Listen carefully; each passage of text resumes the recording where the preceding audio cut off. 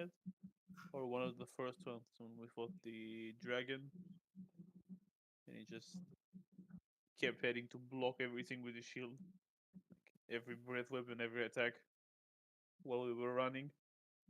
One of those two.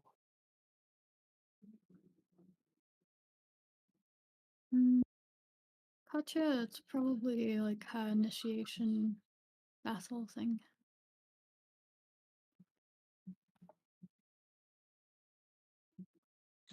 Yeah, Katja hasn't quite been here with us long enough to have much of a long list. For Mikkel, it would probably it's probably gonna be between the fight against the troll we had when we were young, or the battle against the was it monk where Gorm lost his eye? Yeah, the monk. Yeah. For Yeoman, there would definitely be the battle with the troll, just because the first real sense of danger, and he hasn't quite felt that since.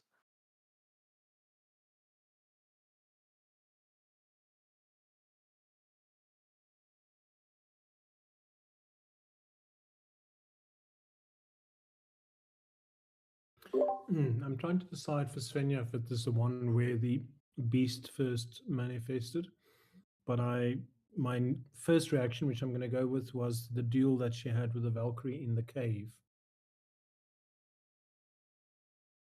That's sort of an inflection point for her and her understanding of herself.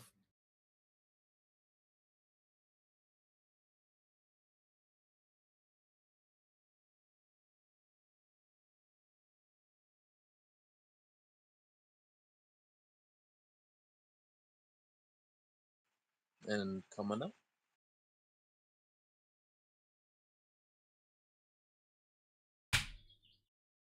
God.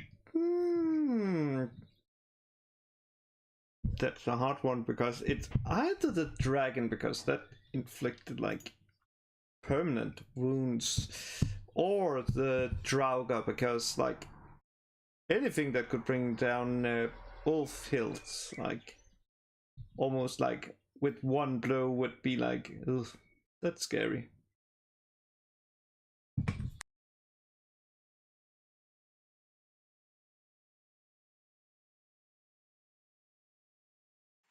Yeah. Well, glad to hear some of these things have stuck. But Svenja, have you got a recap for us tonight? I know we had a bit of a small group last week and you left a bit early, but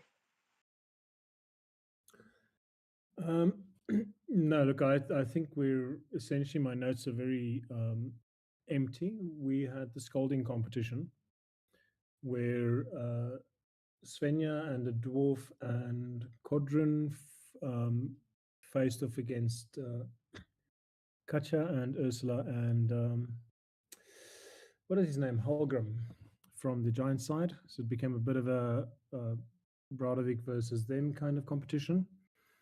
There were some choice insults and rhymes passed to and fro. And I think eventually, yeah, Brodovik just couldn't hold their own against the wit of Katja and Carmilla and Holgrim combined. So the party continued. And I think I essentially sort of left where we started talking about what we're doing in the 30 days of downtime. So I'm afraid that that's a pretty barren recap.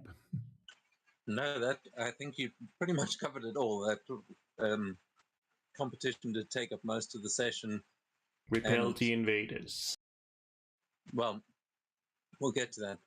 As yeah, Katja, Gorm, and Carmilla did play for a little bit after that, but we won't get to that in the backstory or in the recap tonight, because we are first going to go and figure out.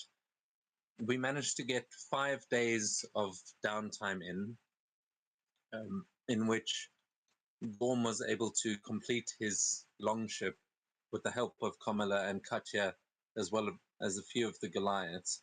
They put the last sort of finishing touches on it, built out the last things that needed to be built, and after about 6 days, sorry, they made their way out to go and test the longship, which is where we will be sort of rejoining when they come back from that little test. But for those of you who weren't here for that, so Svenja, Mikkel, and Jormund, what would you guys have been doing in that first week of downtime, like in the first six or so days after the feast?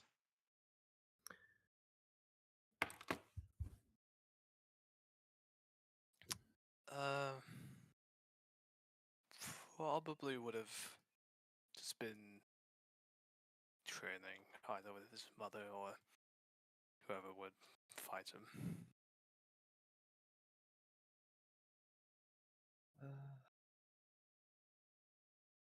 Mikil would have noticed the wall he's reached in terms of progress, and then, headed, not, headed to his father and asked for pointers, and basically trying to overcome that wall. So he'd be spending the week by the forge. Well, as part of that, it's a bit harder to represent other than just your level there for you, Yormund. But for you, Mikil, you have now, your father would recognize that you have reached that wall as well, and that there are some new things for you to learn as you have now become a journeyman blacksmith, I think. Yes. As I think Gorm and Svenja, I think you guys also have things that. I'm a journeyman shipbuilder now. Yeah. Yeah. Yep. Similarly for Svenja, a journeyman skald. So she's torn between the conversation that she wishes to have with her mother about the Valkyrie beast trapped inside of her and her Valkyrie training, and wanting to know more about the beast. So I think she will probably hop out via the tree to the Druid's library, and see what she can find there. And after 3 or 4 days or 5 days of research, possibly come back and have a long conversation with her mother about what she may have learnt in the library about the beast trapped inside of her, or the Valkyrie trapped inside of her, and furthering her Valkyrie training, possibly in conjunction with Gorm, or possibly not, because that was sort of the theme last time as we started looking at Valkyrie rituals and capabilities. So that would be her 5 days getting her head into what do I need to learn and need to know. So I don't know if she would have really progressed it in 5 days to a conclusion point yet. Well, I'll say you can give me an investigation check, as Gorm would have been pretty busy with his ship over this time. So you would have had plenty of time at the tree houses to be doing your research and things, and we may still find you there sort of towards the end of this time. Okay. But we'll see. You may, because the conversation with your mother may be something we'll actually have in game, unless you want to do it in chat. But we'll say that you haven't quite gotten to that just yet. Yeah, happy to do either in terms of the conversation. Her investigation was 27. Okay. Yeah. So you have taken full advantage of the library there and made yourself quite comfortable. They've welcomed you in, and you've probably been back and forth quite a bit. So we'll say, okay, well, that role will come into play in a minute. Okay. But that's what Svenja is doing over those few days. Is there anything else that Yormund might be doing other than training? I think at some point he would also try and talk to his dad more about the deal with the giants. Okay, yeah, your dad would be pretty eager to have that discussion as well. So yeah, between your training, we'll get to that in a second. But Mikil, are you happy with spending all that time in the forge? Yes. Okay, cool. So then, Mikil, you will basically have worked for this week. I can't remember how much we said that you actually earn working in the forge, but I think you don't waste money instead. I think you're supposed to pay 1 gold a day. But if you work, you don't pay it. I think. oh yeah, I think you're right. But we haven't we haven't been doing the living expenses thing, so um, we may have to take a look at it. But I think we did have a mechanic last time, didn't we? I honestly don't remember. I have to look back and see. Well, I'll tell you what. Just roll for me 2d20, and that may be how much gold you earned over this time. Just doing basic work there in the forge and trying out some new techniques while there isn't too much busy work to be done. 23. Okay, nice. Yeah, you can add 23 gold as it's been fairly busy with all the new Goliaths and things running around, and a lot of them are coming to you instead of Einar after his little debacle with them. That's honestly understandable.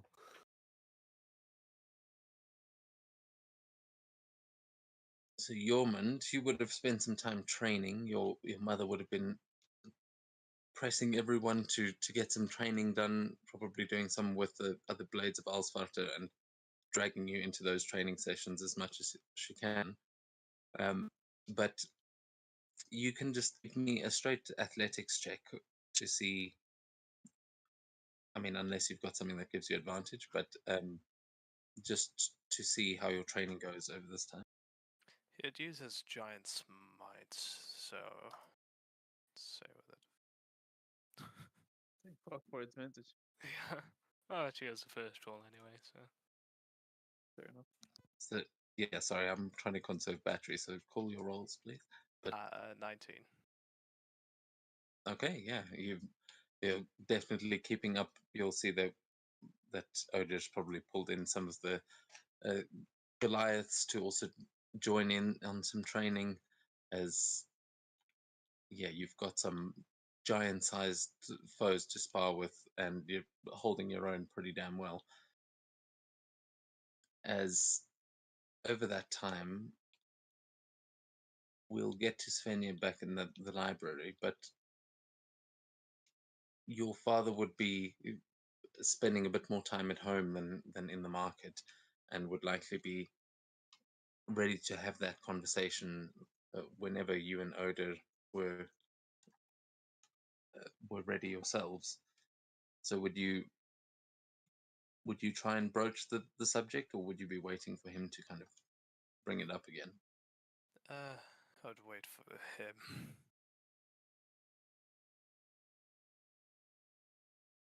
Okay. Yeah. Sorry.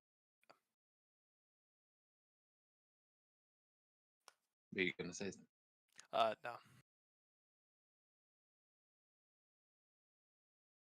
Okay. So yeah, as the next couple of days go on, there would be a bit of an awkward tension in the house, and I'd like you to please give me an insight check.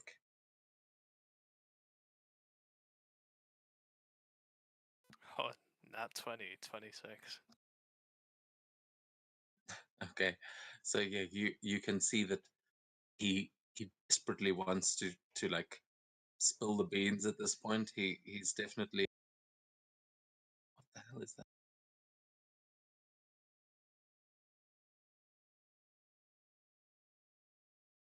Okay, can you stop spamming the confetti, please? Went off about 10,000 times on my screen. Sorry, I've only got one speaker for it to be coming through, so it's Oh, overwhelming. What was I just saying?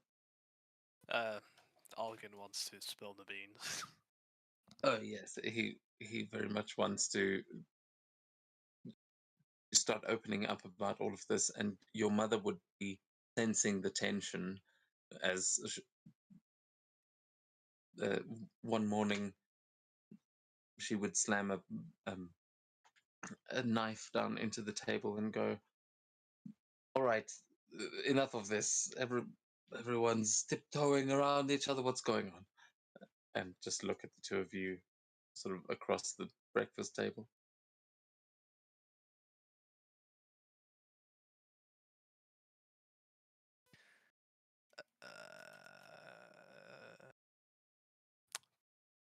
Do you want to start? I just look towards Dad. Oh, well, all right, I guess. There's something I've been meaning to speak with both of you about. I'm glad you're sitting. He just looks at the knife embedded in the table, with a bead of sweat running down his face.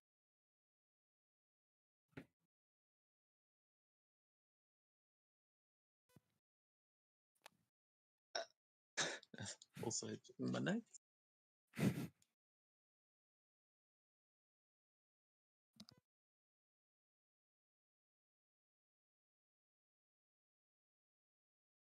Okay, yeah. So he'll kind of look at you nervously and look back to her and say, "My love, I have deceived you. I've betrayed the trust that we shared, and there are secrets that I've kept hidden deep within me, secrets that have put our family in grave danger. I made a pact with a frost giant, promising our son as an heir in exchange for power and wealth.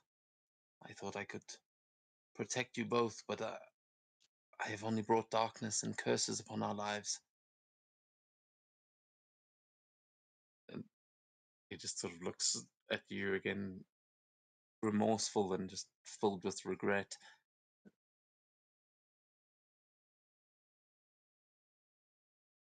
She'll look at you and say, What is he talking about, young man?"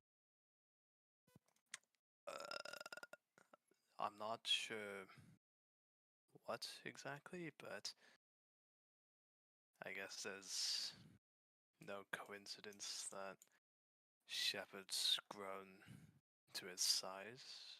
There's something in me.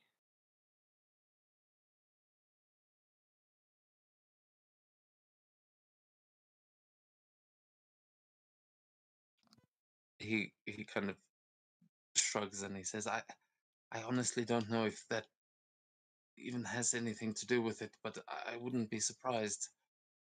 It's definitely giant magic, but the man that was killed outside town, he was meant to be meeting with me. He was meant to be bringing an artifact which I have been procuring for the giants for some time now. And he kind of turns to Oder and he says, Oder, it was your prowess as a warrior, your legendary feats on the battlefield that first attracted the attention of the giants. They saw in you a source of great strength and power, and they approached me with an offer. Trade in exchange for the offspring of a mighty shield maiden. You just see her like clenching her fist at this point. So, what exactly is this artifact? But I don't know exactly, but um, you see he's like torn between explaining the current situation and the history of it. But Otis just looking at him with like shooting daggers.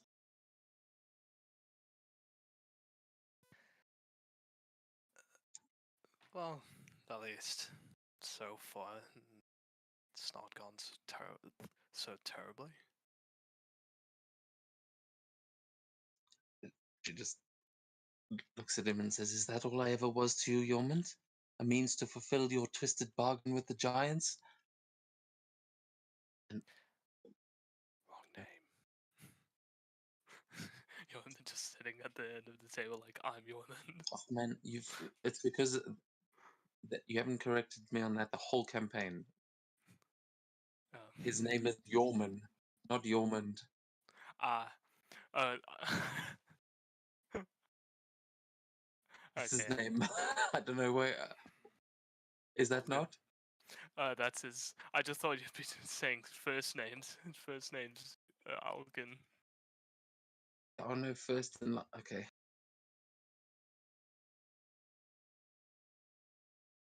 Okay. Alban.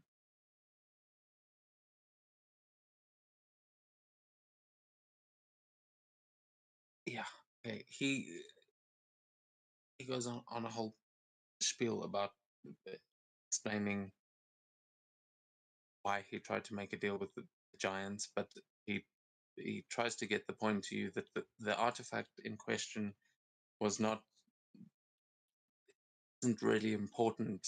The fact that it was stolen right outside of Bradovik is worrying, and he thinks that it was stolen from the guy that was killed just outside of town, even though, as far as you understand, that guy was Oh. attacked by a wild animal.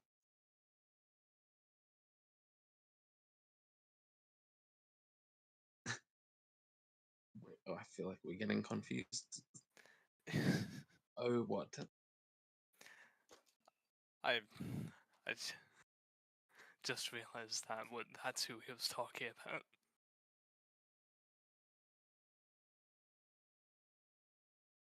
Yeah, sorry, he's trying to explain two different timelines at the same time. I'm not sure if you're getting any of it.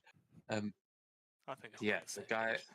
the guy that got eaten by the catcher watcher, the dude with the tattoos, he's saying was there to see Algan, and he really never made it. He was supposed to be carrying something that Algan was supposed to give to the giants, but now he doesn't have it, and that could be a big problem. Well, are you sure it was stolen? Because if we're talking, if we have the same guy in mind, he was kind of killed by that beast we brought back. Beasts like that aren't often found in woods right outside of town. That was, I don't know, it seems suspicious to me. I've heard that there are bandits around here that carry large beasts with them. I thought perhaps they might have unleashed this creature on my friend. Hmm. There are those bandits by the druids. Right. Out of character, yes. I mean, the bandits who fought in the mountains were definitely, they were like the druids told you, they were stealing and hoarding exotic animals. Yeah. I'll get. No, your woman is just saying this in character, kind of like trailing off and thinking.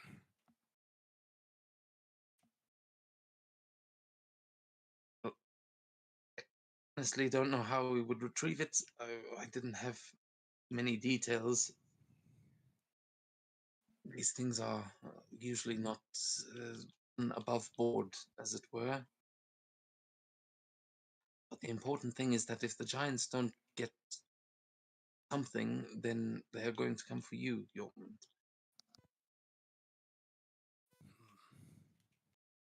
What kind of things would they expect?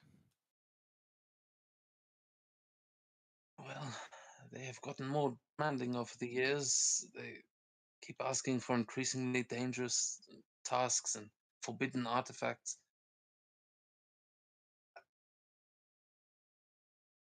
And you can see him searching, like he doesn't know even what to give them.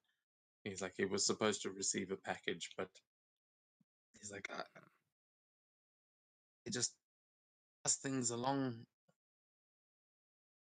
This has not happened before. Honestly, it is kind of a miracle that it hasn't, but here we are.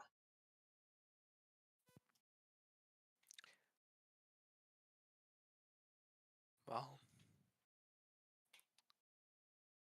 and it's just looking at his mother just to see like at what level of seething she's at. Yeah, she's just glaring at him still. She says, Okay.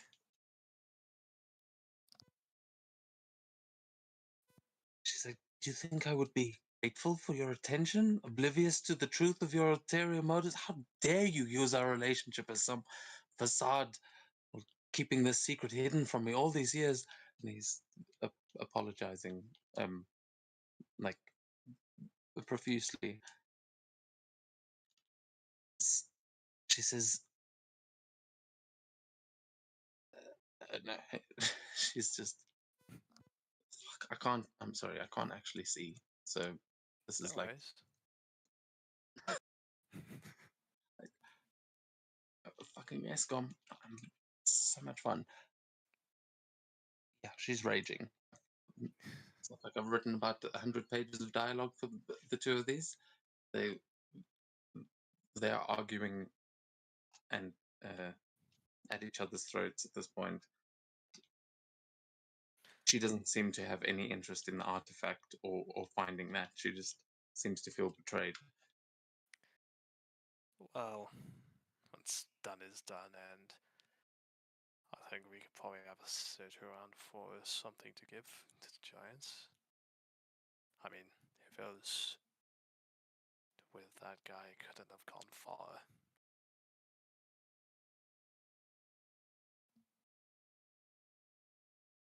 She just stands up, still like shouting at him, say, you may fear the giants coming for Yormund, but let me assure you, Algun, they will learn to fear me if they come for my son.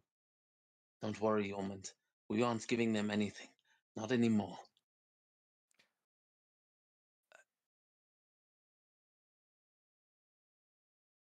And you just see her like standing up and moving towards the door, like for her axe that is leaned up against the door frame. Yeoman just look at Algon just to like have a gauge on how bad of an idea that is. How terrified does he look at that prospect? He kind of he looks surprised that she's not swinging the axe at him, but he just like looks at you and he says, well, I mean, we must stand together. If we face the giant's looming threat and find a way to break free from their grasp, and I am ready to face the consequences of my actions, but to fight alongside you both and seek redemption for the darkness I have brought upon us, that is my greatest dream. And you'll see her just opening the door and already like tuning him out.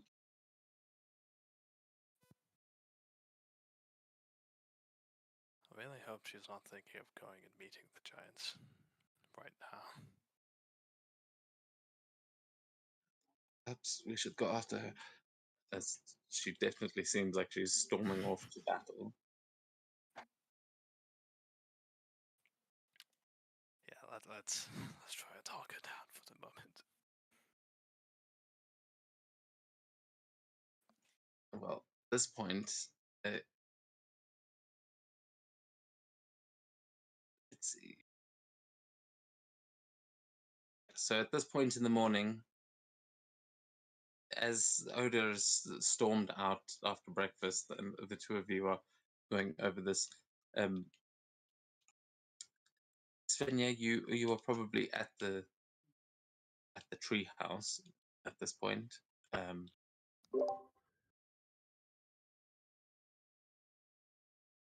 think, yeah. Yeah. So and and Camilla and Katya have just taken the boat out. As well, they've probably been out for a fair bit already. They are out at sea, and you guys may be annoyed that they have left you behind. But is anyone in town, or Mikil or Svenja, would you be back in town to see Oder storming through the town? Or I'm just realizing how spread apart everyone is.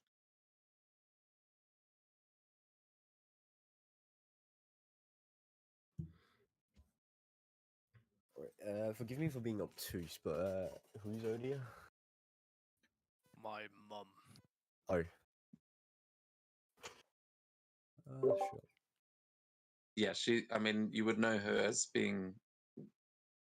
She would have trained a lot of you how to fight. She's like a legendary shield maiden in Bradovik. Yeah, she's currently Right. storming through the town towards the marketplace. You would, I mean, probably just, this is early morning, just getting the forge up and running, getting ready for the day. So I don't know where you would be at this point, Mika.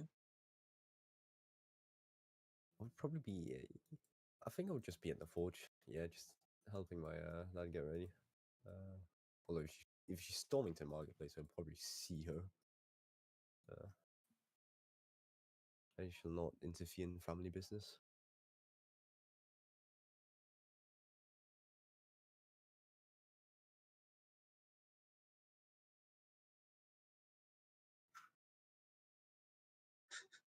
Sorry, this is split so many directions. I don't know where to take us. Sorry, Dave, did you say Svenja is probably still in the treehouse? Yeah, or would she still be here in Bradvik? Because I imagine you'd be back and forth between the two, probably not every night, spending some nights there as well. Yeah, I tell you what, let's do head, she's there, tail, she's, how do I roll a coin? I think it's just R1D2 or flash R. Let's see what it gives me. Okay, yeah, see, let's go with, she was on her way after an early breakfast to the tree, and as she sees Odir storming through the town to the marketplace, what did she do? She sort of, I guess, do the halfway through her usual good morning. Everything okay? Would she shout that over the distance? Yeah. Because okay, so here's why I think that would be reasonable. If a shield maiden early in the morning is walking with intention and anger in a small village that is worried about being poisoned, that's like a warning sign. Like, it's okay.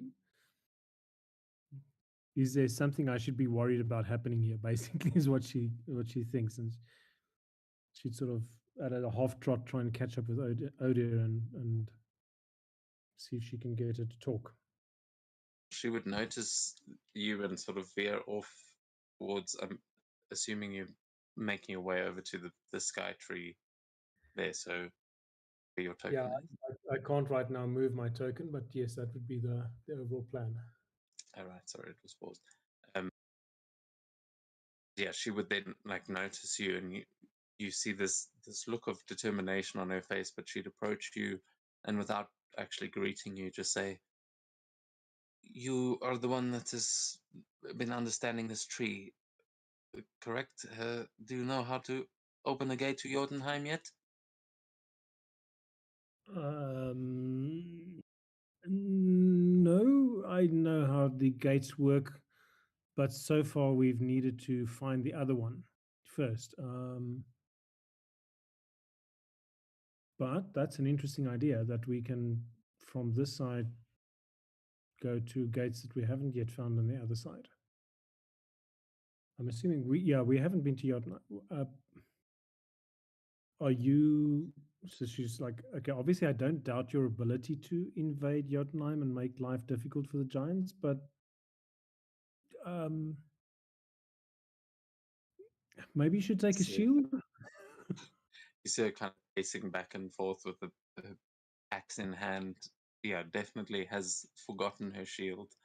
As you say that, she kind of stops, and you can give me a persuasion check, actually.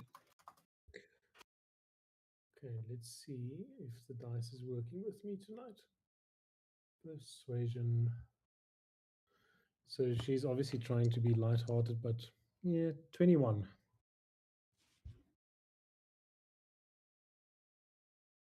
Okay, yeah, she will kind of notice the rage that she herself is in, and almost bewildered that she forgot her shield. She says, "Yes, I suppose I would." And she just looks frustrated, like she doesn't know what to swing her axe at. Um, so okay, Svenja with this. Would you like to come over to Ingvild's house and we can make you a nice warm cup of morning brewed tea and you can talk to her and me about what's going on? As advisor to y'all, you're the head of the militia. Maybe she can help or we can listen. And I think what she's, hey, convey intention. One of that spell thing, she's sort of secretly trying to convey the intention. She really wants to help, but she's intimidated by how can she, as a sort of a young, recently minted adult, be of any help to such a famous shield maiden. So we need to bring Ingvild into this. Yeah, she would be definitely considering your offer. By which point, Jormund, you and Elgin would be catching up there a little bit. You'd see the conversation going on between Oda and Svenja on the other side of the river.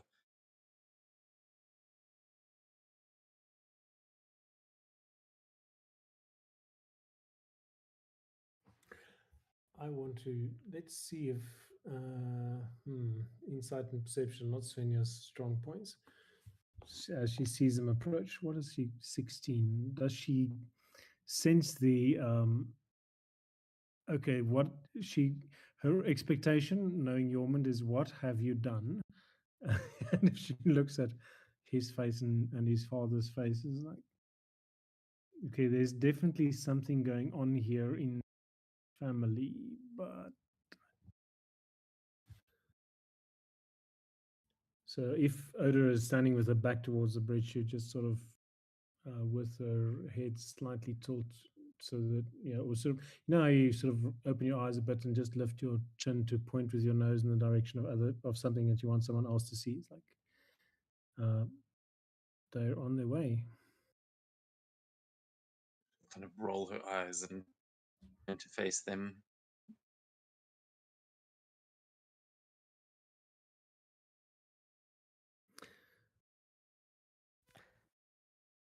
I don't think going giant hunting right now is the best idea.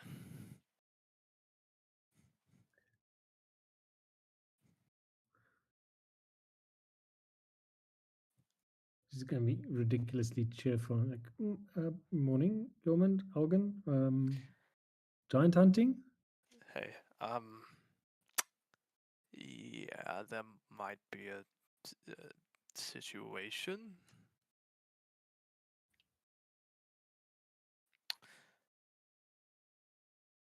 Okay, this Yeah, she's- definitely calls for tea.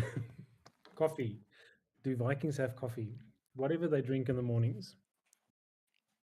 She raises her axe and much more calmly now, like approaches Elgin, like holding it up to his neck as he like lifts his hands in surrender, with his eyes going wide, as she just starts sort of almost hissing at him the words says, "What of our battles with the giants? Were they just an opportunity for you to observe my strength, ensure I was worthy of their attention?" Yeah, you see, she just is intimidating the shit out of him right now. Hey, Ma. We're running out of timber for the house, and I think a couple other houses. Do you mind quickly going over and chopping a few logs? You've made good use of that axe. Can you give me a persuasion check as you see the fire in her eyes. She's like, "Oh, I'm about to find a good place for this axe." 14.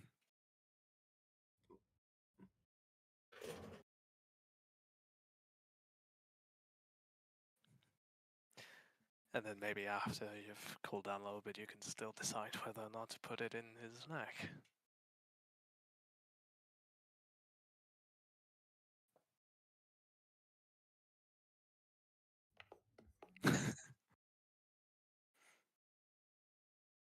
She looks genuinely like conflicted, and then she'll pull the axe back, and she'll say, "Yes, suppose we'll have to face this as a family, no matter what.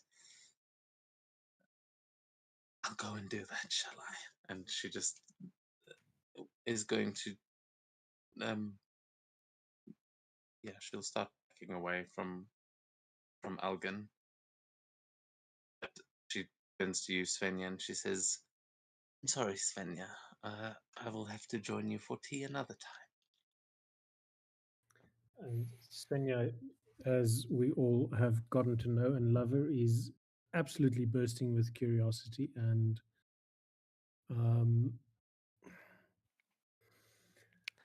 so tempted to just say to what happened? I will come and try and chop wood with you if that will help. But maybe I'll ask Yormund and Elgin what they want to share right now. Yeah, as you like, as Jordan Like, figures out you're trying to go with her, he's just gonna like try and get your attention with a whistle and just like shake his head.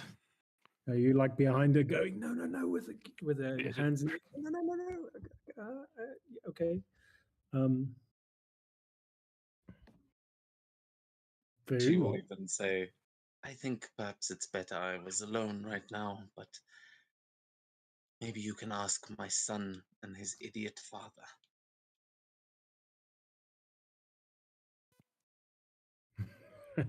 That will just get a smirk. Okay, so that we'll wait for her to go and destroy some lumber. And what does Elgin and Yeoman share with hunting giants?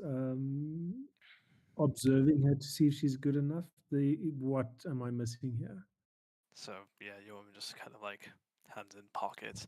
So, uh, yeah, giants might be coming for me.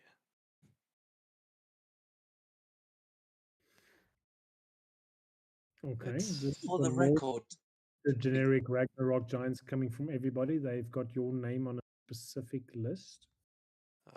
apparently. Sorry, Dad. yeah, he'll kind of be stepping in and saying, "Look, for the record, I refused their offer to begin with. That you've been making a name for yourself, they've started to get all antsy about it again." And you see, he's like, he's not quite acknowledging Svenja here, but is still trying to give you his long list of excuses. But Svenja, you definitely you get a good sense of where he's like trying to convince his family that he didn't want this to be the case, but it's like it's gotten out of hand. It was like a small secret that got way too big. Okay, so I think because he's ignoring Svenja, she's going to try and manipulate him via Yormund by saying to Yormund, "So Yormund, what did your father promise the giants?"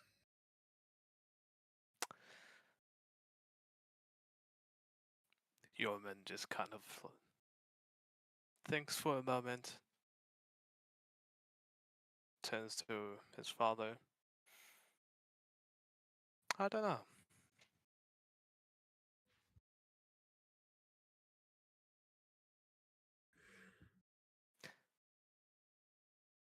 And just looks at his father as if expecting him to answer. So at this point, Svenja would also be turning to him and like raising an eyebrow. Well, that's entire body language as well. Spit it out, man. You know, give us the info. She is still respecting him as an elder and sort of as an elder in the town. But Yeah, no, you. It's definitely well deserved. The line of questioning, but he will say, "I offered them you. I offered them a child. They wanted a child of a legendary shield maiden, and I could offer that to them. I thought that I could protect you. I never thought they would actually look. They wanted you as their heir. I'm not sure for what. I don't know. I don't even really know what that would entail, but I made it when I was young and stupid, and we didn't have much.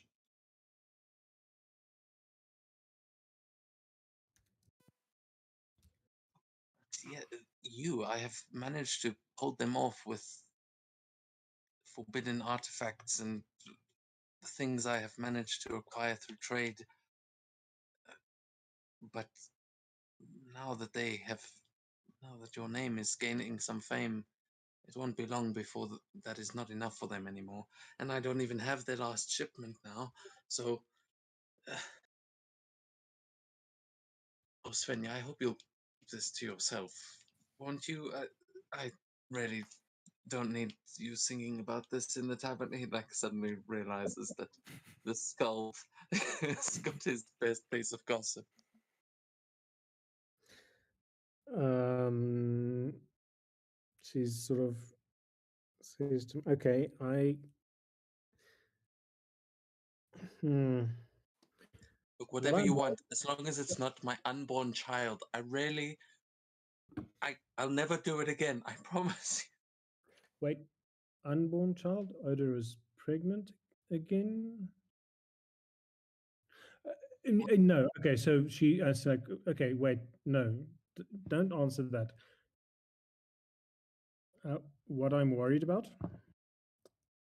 is that you might have put the town at risk, and I promise to not speak of this as long as you make sure that you speak of it to my mother so that she can decide how to advise the Jarl, because that's her job. Um, but this conversation, and she sort of just looks around to see if there's any sort of people around the tree that may have overheard or may have observed it, or whether they've managed to keep their voices down to a degree. I will keep to myself. But you were saying something about the last shipment didn't arrive. So yes, that man you found in the forest. I believe he was meant to be bringing the shipment, but it never arrived, and only his arm did. So I think it must have been stolen. Honestly, though, that is the least of our worries right now. Whoever's taken it must be long gone, and it's probably just in some pile of loot that is. There are thieves all over the place. And the last time you guys went out looking for a thief, Gorm came back missing an eye. So I'm not going to ask you to go and look for this. Oh shit. Okay. Well, means so. There's this like little gleam of, I've got a new trick I want to try in Svenja's eye, and she's like, I don't know what was the rights, what was done with the body, but she's like tapping her teeth with her fingernails, and as she's thinking, it's like, we could probably try a little bit of a ritual and see if we can bring his spirit back and ask what happened. Well, we know what happened.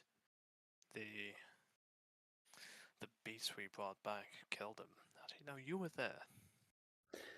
Yeah, but there wasn't any artifacts or anything strange on his body. Just out of character correctly, as I recall, Yeah. finding weird things. Yeah, he didn't have anything on him, and you guys ate Ketchuecha, so that thing got gutted, and there were no artifacts that fell out during that process either. Yorman suddenly remembers that he took a couple scrolls off the body and meant to give it to Algan. And just like he feels himself patting himself down as, actually, Dad, he had this. And he just pulls out this scroll. Not sure what it was, but just hands it to him. Yeah, out of character, I think I've forgotten which. Was that a specific scroll?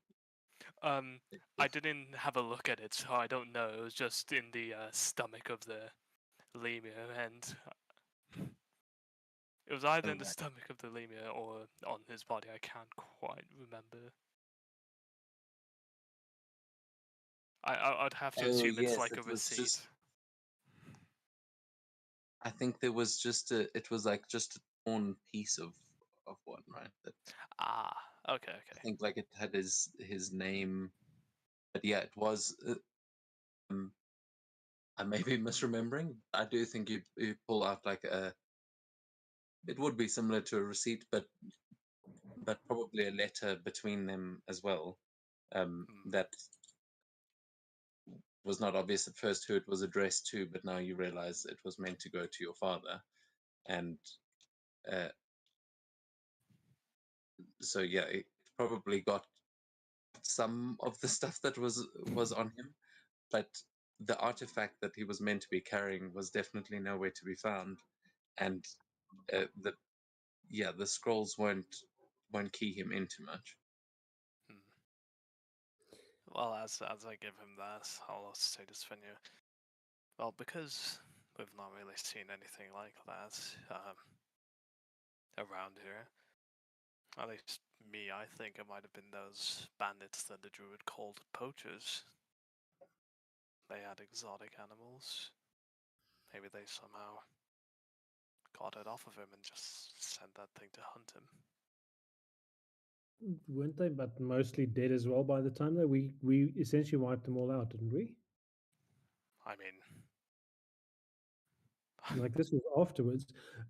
So I don't know that we ever formally went to look for his sort of donkey or his horse or his stuff that he would have been carrying with or through that. Yeah. Seems to be on But his the own. speak with dead idea was essentially saying, did you carry this artifact and were you robbed or attacked, and by who? I mean, that is definitely an option to try the speak with dead thing. But you guys did try and track like where the arm had come from, and you didn't find any like donkey or cart or anything that he was bringing with him. It seemed like he was just walking on his own with a letter on him. Traveling light. Ah, shit. Okay. Okay, so Algon must be looking at the two of us having this to and fro conversation. Because the way this has gone, if I'm looking at this as outside, we're just doing this half stuff because we both have this common thing, like kids have been doing. We've been friends for like 15 years. So we already know how each other thinks almost. And then that and that. Okay. So she turns to Algon. Okay, well. Look, I mean, please, if you can find out, that would be great. A lot has happened. I think I need to figure out a way to repair things with Oda. Oh, you know what? I'm going to go and order her a new axe. I just hope she doesn't swing it at me. Well, I think if any more excuses come out your mouth, I might cost you your head. Try not to get Yes, yourself no, killed. I'm done with that. He just like starts muttering, like swearing that he'll never let this happen again as he walks away. But he seems like he's really. One last question. Just she's like, Yormund is, and she points like to Yormund and to him, like he's the giant blood stuff. You no, I rather not. And she's like, okay, yeah. She like shudders if she thinks about the implications of the promise Yeah. and Yormund's blood. Genetic heritage would be. Uh, I need tea. So, as I'm just like waiting for Algan to go, Yoim just kind of. I'm not sure we need to find the artifact.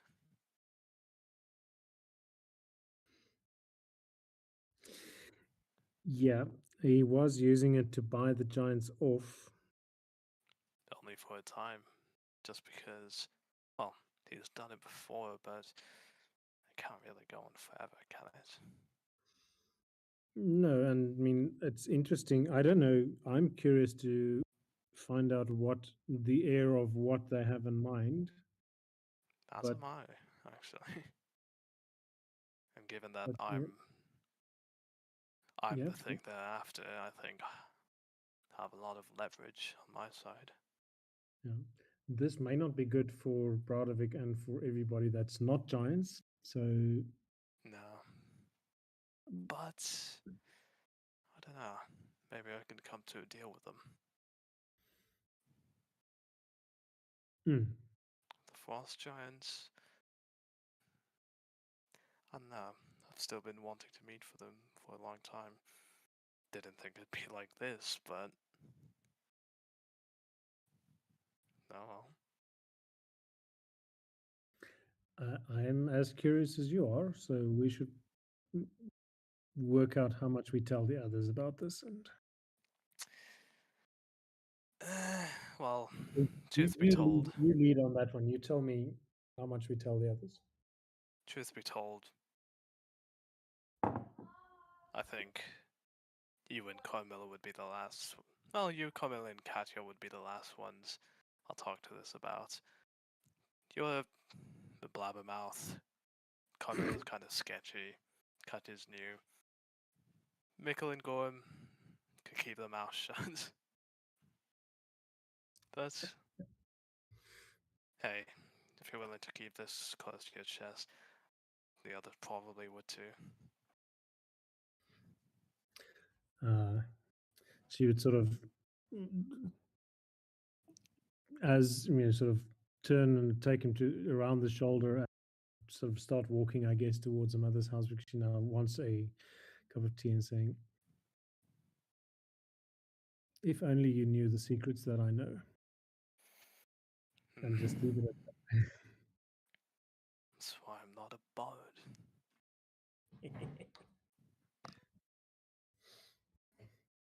Mikil, you will see Algan walking down towards the market, scratching his head and making his way straight towards the blacksmith. As he arrives, and your father is busy with something in the back, the front desk is basically open, and there's no one there to greet him as he arrives. Well, I suppose we can't be rude to customers. I'll lay down my tools and then move over. Like, hello, Algan. What can I help with you today? Help you with today? Mikil, honestly, I need you to save my life. I heard that you made quite some fanciful shields when you were at the Sears Tower. I was wondering if perhaps I could order something from you, an axe or a shield, perhaps something that my wife Oder would like. I'm a little bit in trouble with her, you see. Ah, a couple's gift. Or gift for your wife. I suppose I suppose I could make an axe. Do you have any specifications for it? I mean, nothing in particular, but you know, if I've got to get her something, it's got to be something good. I can't just be any old axe. It's got to be something special. You know what? We'll leave the design up to you. You are the expert in this, but whatever it costs, please just make something that is going to make me look good, or at least that says I'm sorry. A coffin? Uh, he he's like he's having this discussion with you as if he's at the florist trying to get like a bunch of flowers that it's like what sends the right message, but he's looking at the weapons and just I'll see what I can do. Yes, that I shall do so. Okay, hang on. thank you, Mikhail. I will be back to see how it's going over the next few days. Thank you. If you have any questions, I'm sure I'll be up at the market. Okay, see you around.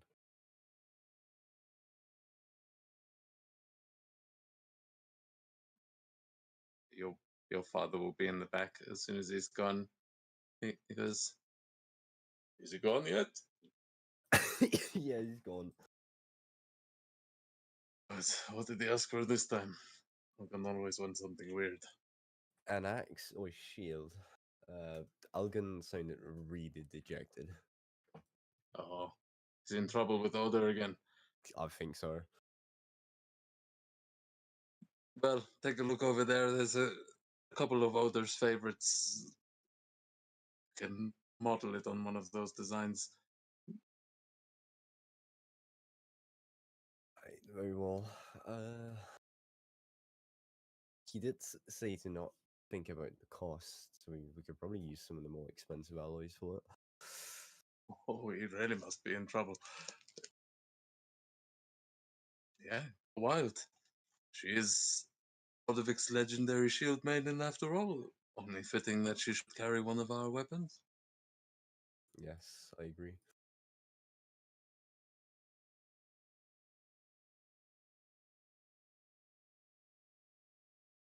So are you gonna get to work doing that, or are you working on something else there? Well, I didn't have any plans, but I guess I'm making an axe now. Yes, so I'll start working as soon as possible. If someone else just wants to do something real quick, because I need to figure out some shit. Yeah, we don't worry too much about the mechanics for tonight of the crafting of the axe, but maybe we'll get to it again later. But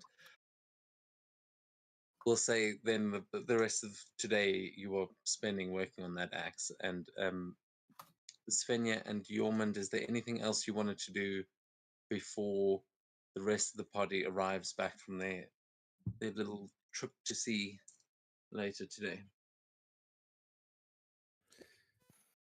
Hmm. Not specifically from my side. I don't know if she'll give him a sympathetic hug or just like a smack on the back of his helmet, like doofus, go off and make sure your mother doesn't kill your father. Big ask, but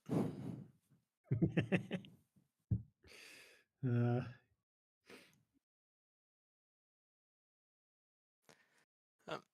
I'm gonna go off to And then find Shepard a bigger bone to play with. See you around. Sure.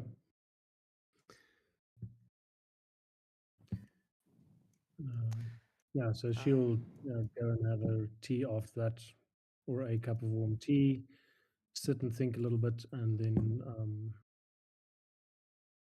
just say to her mother, we need to talk about something later when I come back, and go off to the library.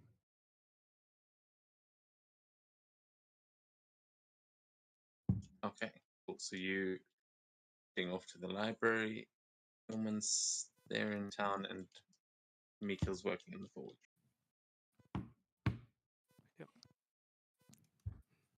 Jorman might just try and find someone to spar with in the meantime. Okay, yeah. So we'll say that you managed to do some sparring with some of Magnus's crew that are around here, guys that you spar with quite often, and by sort of late evening, you guys are standing there around the campfire, everyone looking a little bit bruised and battered, but just for the sake of time, because I've done the timeline terribly today, it will be at this point in the evening as you'll find yourself down there near the docks, Yormund, if you want to move yourself where Magnus and them are. Though Magnus wouldn't actually be there; he'd be up at the long. And at about this time, Gorm, Kamala, and Katya, you guys are sailing back upriver, and you are finally managing to make it back to Browdevik. What do they see as Mikkel would be able to see it from the forge, and Yorman would see it from the docks there?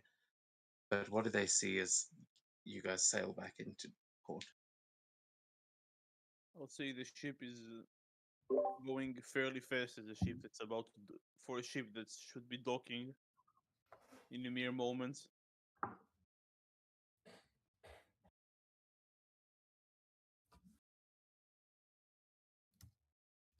Yeah, Mikkel, for a moment it looks like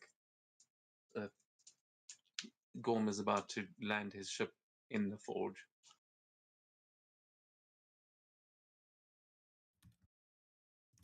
You just slowly, like, getting ready to run in case he actually does.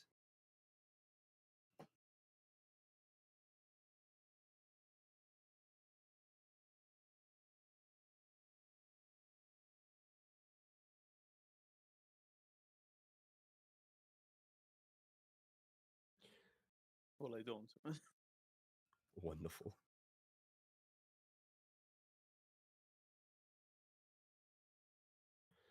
So wait, are we saying at this point Svenja's back from the library? No, we'll get to you in a minute, Fenya. At this point, you would still be at the library. They would have welcomed you there. You'd be back busy into your books. We'll get to you in a minute.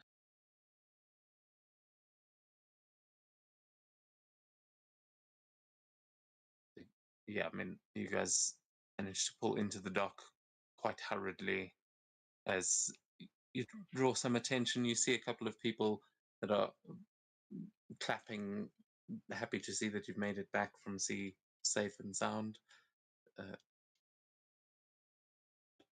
Yeah, as you pull into the dock, what are you guys doing as the other people on the ship start disembarking? Yeah, pretty sure I said last session, but I'm just heading straight to the Jarl. You can give me a perception check as you sail in. All three of you can.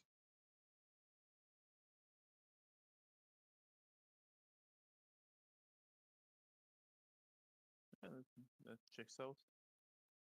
13.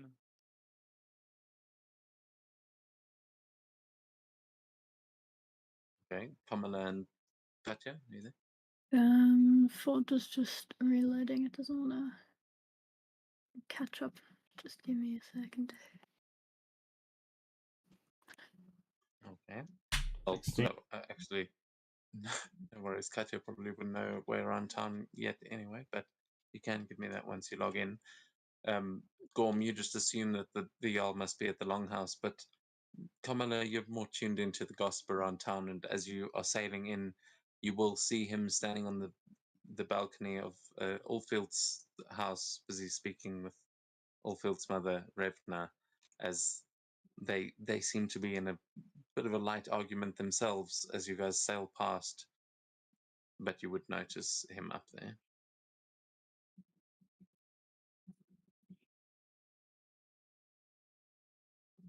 Yeah, Yeah, you Katya has no idea. probably don't even remember which one the Jarl is. Sounds about right.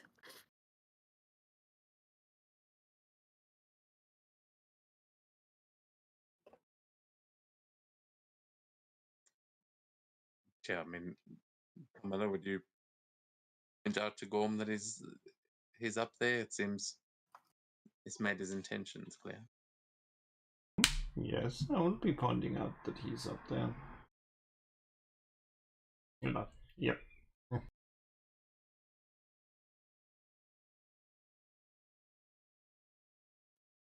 Just as I'm disembarking, I'll just say to Carmilla, "Good, I'll go talk to him. Go find Yormund's mother and talk to her."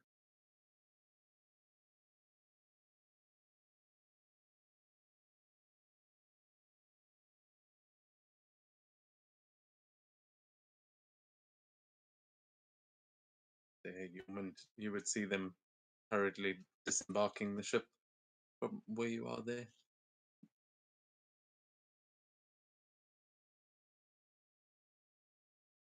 He'll like meet them at the end of the pier and just sort of ask as they come along. Way off to in such a rush. Forget something? We got company and not the wanted kind.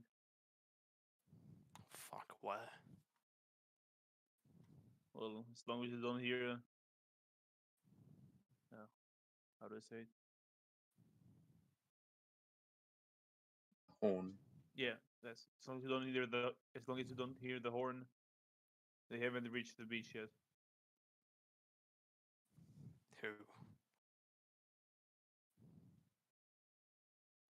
Well, I believe the ones that tried to poison us, Flostovic. Oh shit.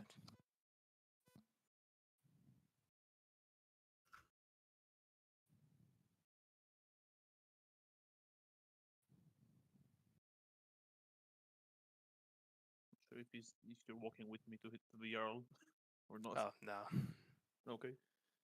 I just Good, say it we'll as I'm just- walking towards, like turning, like walking backwards towards the Jarl, talking to you, and then I just turn around and keep walking. Maybe even running.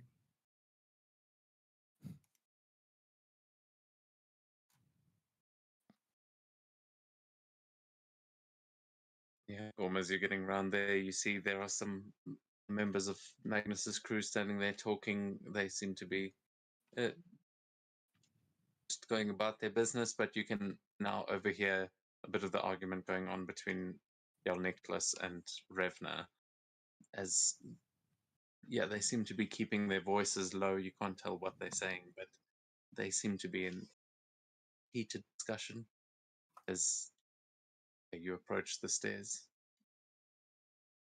We need to see if anyone else does anything. Yeah, what are the rest of you doing as the ship is docked? I'm looking for Jorman's mother. Okay, you can. I mean, you can actually try and find her on the map, or you can give me an investigation or survival if you're trying to track her. But investigation check to see if you can figure out where she stormed off to.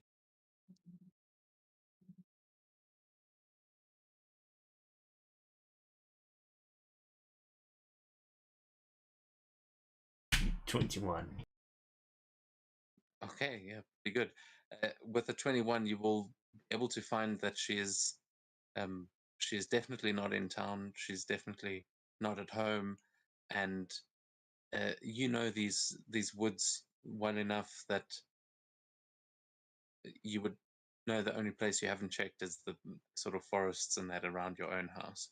So we can say with a 21, you do actually manage to find her out in the forest, hacking at a tree, just seemingly in a little space of her own. Looks a bit dangerous to approach as she's just swearing in a language I don't think you understand as she's just hacking at this tree. Wait. Interesting. As I said that, I was like, oh, they're going to think that's the biggest clue. Not she's just making noise. So she's speaking in Nicril. I mean, let me see, what is... Nicril is the language of intelligent undead. Oh, no, actually, you...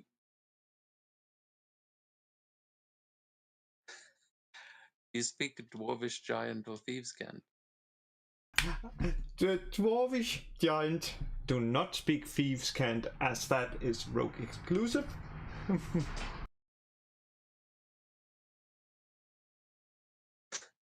does she know that? But yeah, so it would be in Dwarvish that she's actually swearing. Dwarves have good curse words, I would imagine.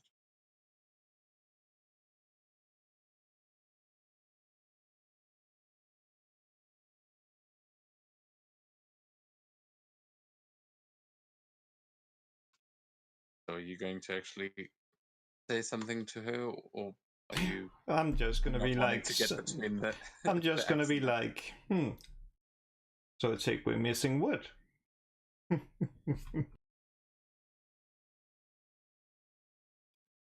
Yeah, she barely even hears you over that, but then turns around and looks at you like she knew she heard something, and she goes, "Oh, it's you. I'm sorry, I didn't think there was anyone else out here. Do you need something? We'll be back to train later." I think we may get some free training soon, as those that tried to poison our water will... I think they may soon arrive to a village wanting to be taught a lesson. How soon are we talking? Do you have new information? And she is just wiping the sweat from her brow now. She seems focused on what you're saying and no longer as distracted as she was a second ago.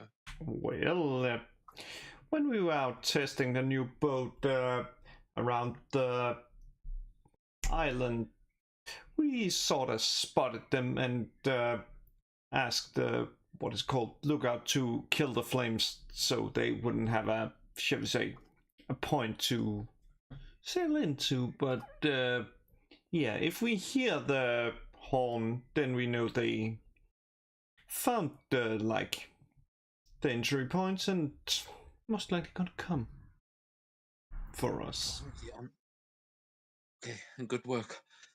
Let us get back to the city and warn everyone. And she grabs her axe and seems immediately focused on heading back to the city, and will start making her way there. You. As you have given a successful report to her, we go to Katya for a moment, as you and the other three Goliaths are sort of on the ship. You've just gotten back into port, and it seems like there's a raider coming. What do you do? She's gonna go and inform her tribe. Okay, cool. So you guys rush off to find the chieftain, or actually, you would see Hrothgar, the war chief, is inspecting one of the watchtowers here at the docks when you guys get back. He's standing right there, and you'd know that he is usually the one to go to in terms of military matters. or at least, yeah, here's the war chief. Okay. Hrothgar, there is big big ships coming. Lots of people. I think they attack. I think we need to help. We are here. We can fight. We are strong with big axes, and we must protect this village. These people are nice. You can give me a persuasion with advantage. So, Katja, you Yes. realize, of course, Hrothgar stopped listening after you said we can. Yes, where? Point me. For fuck's sakes. Yeah, Oh, that is no, exactly indeed. the facial expression you're getting. But yeah, with a 10, like, yes, we protect the only ones. Where are these ships? Come, let us get everybody. And he's like, he looked like he was bored and waiting for something like this. As yeah, he'll really be paying attention to the actual decent information you're giving him, and just immediately start leading you off to go and find the troops. Nice. She'll go see if. How long does it take to make an axe? 'Cause she did like kind of odd one. Yeah, you haven't actually had any time for crafting really. Like Oh yeah, fair. Mikhail's had a day, although I suppose it probably only takes a few hours. But Mikhail's been working on that axe today at least. I don't. You can correct me if you can make like multiple in a day. Let me consult the book. If I would they're imagine basic, making I something think fancy so. takes a while. Yeah, Well, if you want most likely. fancy, it's gonna take longer, yeah. But if you just want a great axe, like mass produced, it's gonna take 4 hours per axe. Mass produced great axe in a little village. No, she wants a fancy one. That's gonna take longer. Yeah. Okay, so she'll get another axe another time. So she's basically ready.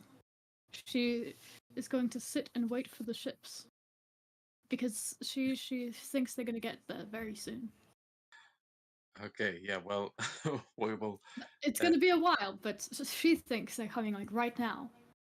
Yeah, So well, that does totally track. But yeah, as you guys are telling your respective people, we will go back to Gorm, who has managed to find the Jarl of Bradovik, possibly the most important person to tell. And it seems you've caught him in mid conversation, and he looks very surprised to see you as you appear at the top of these stairs. As he's, oh, Gorm, um, the ship finished, and he seems like he wants to jump over the balcony right now, but Sorry for interrupting the conversation, Jarl, but Frostovig are coming. what now? You seen them? We've seen the ships.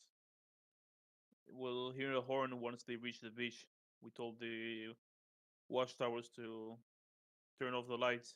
Maybe they'll have harder time to reach the correct river and earn us some time. Good thinking. He will turn to Revna and say, "Get those who cannot fight, all the women, children, and elders, and get to the shelters. Our defenders will ensure your protection. Come, go on, let us sound the bells." And he will, yeah, and sort of lead you down the stairs into the street as he seems eager to start sounding the alarm. As he walks with you, he'll say, how many ships did you see? Did you get a number?" I'm not sure. Yeah, out of character, you said an army last time, so I'm not sure about specific number.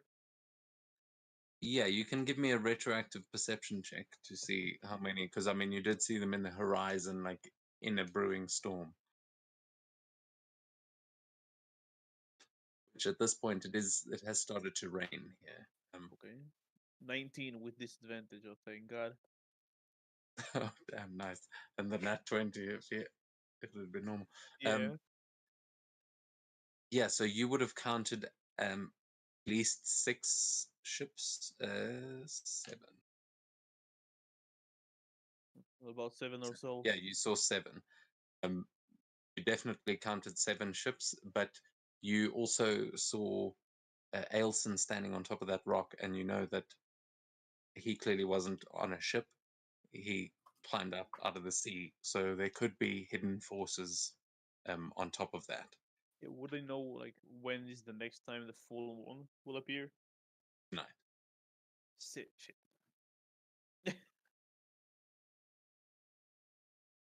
Yeah, Okay. that was part of why I revealed this early into your downtime.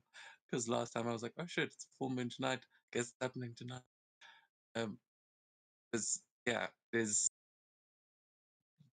you would know what we discussed last week. I don't know if the rest of your party knows that. Yeah, Um, yeah, as I'm walking, I'll just say, I saw Elson again.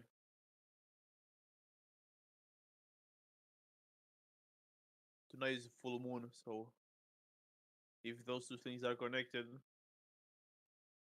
tonight will be a long night. Well, then tonight we're going to have to send him back to his watery grave, aren't we? He'll start speaking to people in the markets as he's walking, just saying, spread word throughout the settlement. A raid is incoming. We must prepare for battle. And he'll say, Gorm, we need to gather our weapons, mobilize our defenses, and prepare for the coming storm. Bring everyone you can to the Longhouse, and we will plan our strategy there.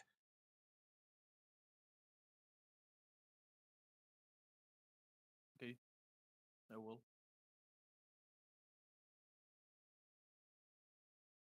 I'm not sure if Yeah, you Yormon is hear him coming to sort of- me or not. Sorry. I'm not sure if you're walking towards me or not. I was actually walking towards the Jarl Jarl. first. Yeah, he'll see you approaching Yormund and just point to you. He just says, to those without arms, arm yourselves. The armory is open to all who can fight. Grab a weapon and defend our home. To the Longhouse. And he's like, just charging off anyone he sees. He's trying to give an order, but ultimately he's just telling everyone to go to the Longhouse. As I'm Yeah, like you catching up with him, I'll just kind of like try and say, I suggest we send a party of riders to not necessarily meet them, but just cause some harassment of them upstream if they're coming down the river. Set their boats on fire a little bit. I like the way you're thinking. These are good ideas. We're going to plan our strategy now. Get everyone you can, all of your crew, and see where the hell my son and his friends are.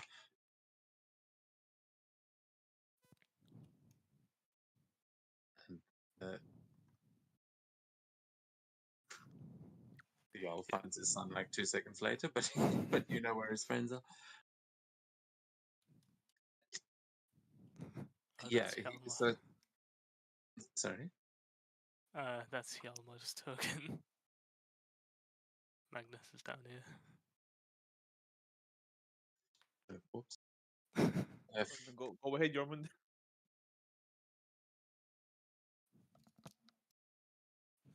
Oh, Hjalmar's token looks way more like Magnus's picture. I feel like I fucked that up. So, I mean, I guess the Giants has been in town long enough that if we're looking for Einar, the first place people look is down the well. Yeah.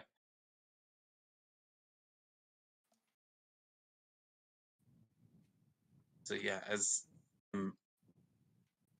Yormund, you're heading your way back. Are you doing something there too? I'm just gonna whistle and just pretty much shout, they all want everyone in the Longhouse, come on. At this point, Kamala, you will also have just like gotten to the other side of the bridge with Oda, and she will be ordering Bram to join the two of you, and they seem to be heading to the longhouse. I'll also get Hjalmar and Orvar to just run down the north and south side of like this strip, just telling everyone to get to the longhouse.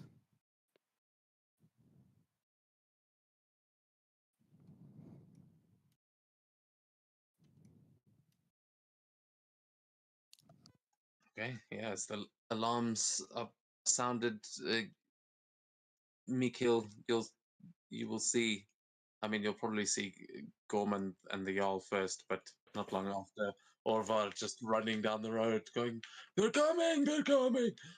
And but you would see Gorman the Jarl first, as they sort of diverge ways. What are you guys doing as you see each other there?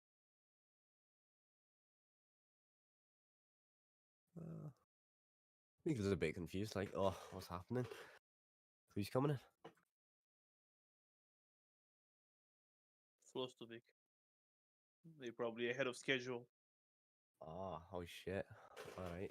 Where are we supposed to meet? Longhouse. Oh, yeah. Alright, I'll be there. Cool. I'm gonna head back to the forge and make Yeah, I'll sure just my. yell, if you have any scrap metal, gather it aside. I might have a few ideas. I. I'll just head to the gate where I see a few of the guards and let them know. Alright, I'd see you on the flip side. Alright. Gonna run back to the forge. Hey. Hey. I'm just. Yeah, Dad, Aina, did you hear? Apparently they're coming.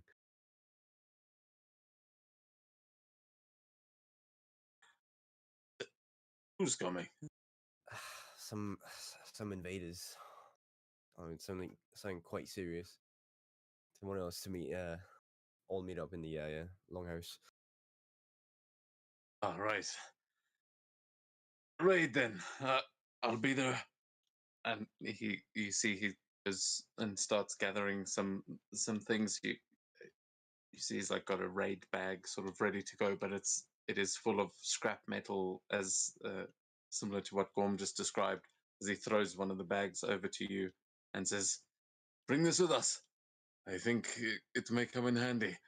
And you can see it's not just scrap metal, but it's all kinds of things that could be used to make traps, basically. Okay, will do. I'll see you at the longhouse. I'll start heading my way towards it. Okay. Gorm, the guard that you walked up to is accidentally that's the guy that you actually spoke to in the tower. He's not. Oh, He's not there. okay. But Yeah, I'll just you yell would. to the Goliath and my mother on the other side of the river. Then I mean, there would be a guard there at the tower, as you said. You warned them they'd be. Yeah, you'd sort of hear them shouting to each other, just inspect the walls and gates, shore up any weaknesses, and fortify our defenses. We cannot allow them easy entry. And they start getting the gates ready there. But they look like they could probably use some help, as they don't have enough guards here to put in all the towers and things. You would see the others at the other side of the river as well.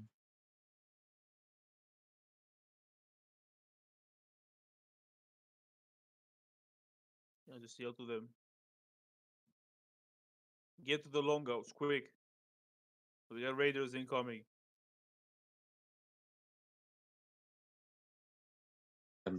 The Goliath will sort of put his arm around Torve, your mother's assistant, and start ushering her to the longhouse, nodding to you. But your mother will walk to the edge of the river, and just with a worried look on her face, you see her ask, "Is it him? Is it Ailson?" It's fostering, but Elson might be involved. You can roll a history check as well for me, because I'm not sure we've ever actually brought it up in game, but You said it will come on a stormy night, like when a storm. If yeah, that's but what you're this is asking just about Elson. Like you have heard some things, but this just give me the history check and we'll see. Yeah. Oh, it was a natural one, but that's a 13. Okay, no, a 13 would be enough to know that Elson he's like essentially the king of Nionem. He is, what's it called? It's not a king, but the like the ultimate Jarl. I've Oh, yeah, I forgotten the get word what you now. said. Like But he is a few jarls like under him. yeah, so Flostovic is within his territories. He controls Flostovic. The only thing is he does so from the bottom of the sea. Everyone knows he can only come out during a full moon, and but you would know that Nionem, where Flostovic is located, is those are his armies. So they've clearly timed this to when he can walk on the land. Yeah, then I'll just yell to my mother. Probably. And tonight is a full moon.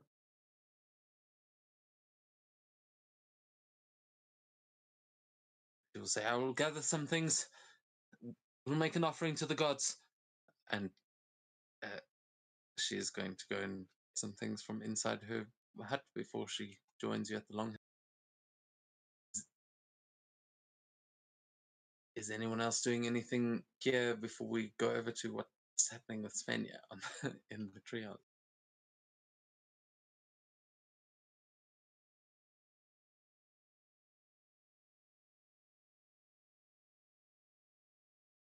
No. Okay.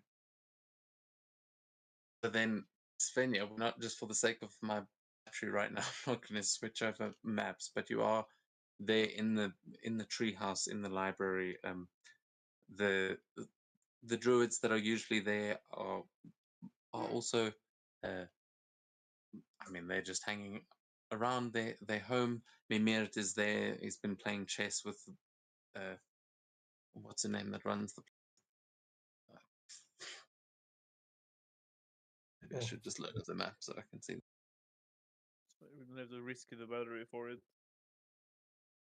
Larifa is the mother of the druids. Oh yes, Clarifa. But yeah, they will be. They'll be sitting in the library playing chess as you guys are going over this. Well, as you're busy doing your research, and a grung will come hopping along the branches hurriedly towards you. But before you hear him, what are you doing there in the library?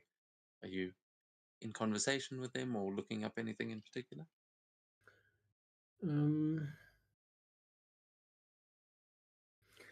So she's really cautious about, it's like almost like I'm asking for a friend. Very cautious about not telling them why she's so interested. So she's basically saying to them, she's heard stories and she's really currently curious about the legends of Vikings being infested by beasts or spirits of storm giants or stuff like that. Where there's anything in the old legends of this happening, at especially if the gods are opening the Asgardian games or times of great change or stress. So, what stories and legends there are from the past that describes this sort of phenomena, and so basically trying to fish if they've heard of this, where to start researching, but not why. She's curious about it. Oh yeah, I mean they wouldn't question you too much as being who you are. They wouldn't question why you're looking up old legends and stories, but you can give me a history or investigation check to try and look those. And at this point, seeing as you have been doing some studying over the last few days and over your lifetime, as part of your level up, as part of your quest becoming a journeyman there, you have unlocked the mark of student, I think it's. It is on your sheet. You will have noticed that you've got a +1 to your intelligence. Oh, okay, cool, nice. It is on your sheet somewhere. I just can't get. Features, maybe. Yeah, it isn't Over. features, but the way it's made the colors at the moment, Yeah. because I've got my Ah. screen dimmed as well, keep the battery going. Do I have to equip it? No, it's automatically applied, right? No, it's I set it up so that it does add it. It has already added to your intelligence, and it should fix that. But it does have the extra feature that when learning about information about a certain place, topic, or particular subject, you gain advantage on rolls to do with recalling said information. You must have taken at least a day to study this, so that would sort of apply to what you are learning here about potentially these sealed beasts and the legends behind them. You can check the effects. I think it's there. And you What? can also learn how to use tools and weapons much faster. I did not even realize, but it'll take you a week rather than the usual 10 weeks. Very Oh, and nice. a 29, just proving the point. Lucky rolls. No, well, this is it. As you will find stories of a method that there have been kings of the past that have used these. There have been giants that have used techniques to seal creatures within other creatures. And a, a big detail that you will find about these stories, all of them are usually about like a king that finds a very powerful creature and wants to tame that creature and grow its power. And they do so by locking the creature in a less powerful beast. So, like inside, like you could take a dragon and lock it inside a peasant, and that would, because the dragon would be trying to get out and thinking that it could get out, that these creatures would actually become far more powerful. That has resulted in many stories throughout the world and the history of Arania of people that have had these beasts put into them that have eventually died because the beast escaped and tore itself free. And that's how most of the stories go. It's usually a king was trying to make a super beast, and the poor fellow that it got stuck into was ripped apart by the beast, and the beast ran away. There's many stories like that. And it sounds similar to what you're dealing with. Yeah, so she would be swearing as she realizes. So, like, some fucker is thinking I'm a weak creature, and B, they're trying to use me to train this Valkyrie and release her. So, someone is going to answer for this right now. She's like, "Who the fuck did this to me?" And I'm coming for you. But that's sort of the initial anger response. Realize this might be what's happening to her. Yeah, with a 29, you would like that would be a completely valid response, but you'd also consider the fact that um, the way you've been experiencing it sounds quite different to these stories. Like this sounds a lot more like what Ursula was probably going through. Um, the your meeting with the Valkyrie, it's like there was no one physically sealed them within you. Like you remember the duel, you remember it was like a choice that you made. Whereas all of these stories, it's like a king oppressing some peasant by putting the beast into them, and it seems like Ursula may have been more victim to something like that. That yours isn't quite the same. Yeah, so it wasn't quite what she'd expected, so she will consider that. And Okay, so that I think then understanding the origin potential from it and then the obvious danger. Is there anything else around, I guess, what we know out of game around the mechanics that you learn options for surviving this or sort of working with it? Yeah, actually, with that 29, and when you're trying to go over how the differences compare, you would be finding a lot of similarities, and there would be passages about how some of these people were able to tap into the power of the beast within them, and that and there'll be like little drawings of, I mean, they look like a kid drawing Dragon Ball Z things with these auras of energy around people, that it seems like weak people were becoming very powerful by tapping into this, and uh, you will find some clues into using the twisted chakra cloak or the twisted Seder cloak, uh, which you have recently unlocked. Most of them will be actually in something that you understand in these sagas and stories. Okay, So and it's I say you guess, yep, sorry. basically have the information of the mechanic that you have in your character sheet. You'd be able to glean about that much from it. The I guess the third question, if she gets that in the course of a day's worth of researching, This now would have she been would over the past 6 days or so you would have had a lot of time. pretty deeply immersed. What the um, if this is reversible, and what would be the,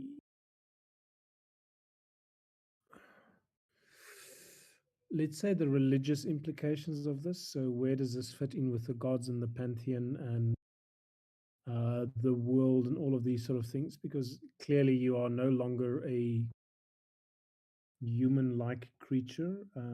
What would that threat and opportunity mean, or what have the gods done? Better question: how have the gods in the past responded to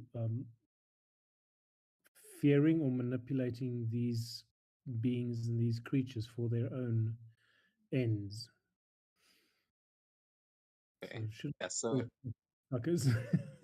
no, that so this is the last thing that you would be, well, what you would be finding in this, there would be loads of information, lots of mythology and things, and it would be difficult to put together, but you can give me a religion check to see if you are able to make sense of it and see how much information you get out of this. Okay, one last time roll nicely for me, Foundry. A Yeah, 25. there we go. So with the 25, that's very good. So you find uh, this is a lot of information, a lot to make sense of, but you will find something that is particularly of interest to you, in that there are stories of these beasts being like sealed into people, and you will also find stories of when the gods get involved, that there have been several instances where the beasts have been dealt with after they broke out of whoever they've been trapped in, and that the gods came down and sealed the beasts away in a similar fashion into a golden mask. Oh, And uh, you would come across it. It is in a process um, that was deemed by Odin soul splitting. As you are coming across this passage, as you find this book that has got, I mean, it is literally like 2 pages of kind of vague information with these drawings of uh, these death masks, and it will say that the technique came from a place called Thaga, which you may recognize is the name of a place in far, far western Bazir. I heard it mentioned in stories, but only offhand. As you are discovering this, Grung will land on the windowsill in the opening of this tree trunk that the library is situated within, and looking completely out of breath. You will see it panting as Clarifa looks up at it and asks what is wrong, as it says, "We've seen ships at the Turtle Coast. It looks like they're headed for Brodovik. We're not sure who they are, but there could be war coming for the forests." And you just hear him saying this to Clarifa, not really even noticing that you're there studying Svenja. Okay, so that she'll sort of put a bookmark in there and basically say to Clarifa, I immediately obviously need to go. I would ask, and she would look at both her and the Grung, I would ask that you protect yourself, send help from the hiding places in the forest with glorious poisons and things. That would be welcomed, but I need to go. Protect yourselves and sort of make a dash for the teleporting tree. She will put a hand on your shoulder before you dash away and say, "We will do what we can to help, but if there is anyone that needs shelter, please don't hesitate to bring them here." That's a good idea. Maybe the elderly, and there's not many people in Viking villages that don't know how to fight, but maybe we'll send the elderly and the children and the pregnant woman. Thank you. We'll look after them. We owe you. Are they able to safely make trees, these people? Should I ask for a druid or two to come and just help them navigate the journey? Yeah, I mean, you would probably need someone to help you navigate, but anyone who has been through there before would be able to guide them. And I think, yeah, so you would know that there are the two druids that you met at the Sears Tower that are back in Brodovik they did travel with you. They might be able to help, unless you want to try and take one of the people from the treehouse with you. But Let me see otherwise, if you might have to guide. Wade, the acolyte that we initially met when Larifa was fighting upstairs, if I can quickly find her and see if I can persuade her to come. Or there's Amir he's the tree guy. Yes. I can show them the way. I will make sure the lindworms won't get them. I forgot what accent they used. Something like that. My big tree. I've got a lot of roots. Love how you switch accents at a drop. What does Mimir like as gifts, by the way? Compost. Not axes. Yeah, sunlight is my favorite. If you can get some of that. But come on Ooh. then. I'll open the gates, and he'll open the doorway and say, "From what I can hear, things are already kicking off there in Brodovik." Okay, so she will dash through, and whatever the standard operating procedure is for, try and point them towards a tree and see if she can find the two druids and ask if they would be willing to guide them through, and then decide if they want to come back and help or not. Well, yeah, you can see about finding them now as you make your way back in. You'll notice the rest of the party and a lot of people from the town converging on the longhouse, with Jan Nicholas standing outside trying to calm some of the people. But yeah, as Svenja pops out of the tree, what are you guys all doing? As now, Katya, you and some of the Goliaths would also be making your way over there as you've amassed some of your fighters.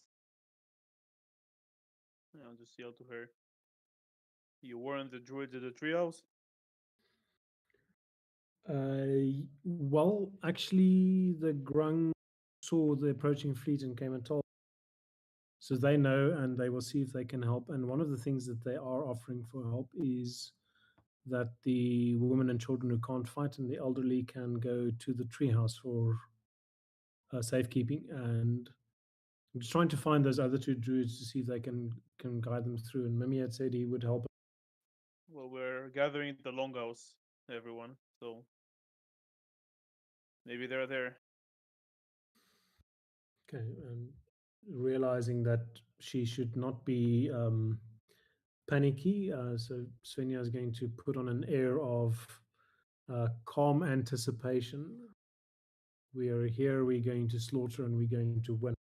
She's trying to radiate that with every poor being as she walks up to the longhouse to talk to the Jarl and try and get the people to hiding.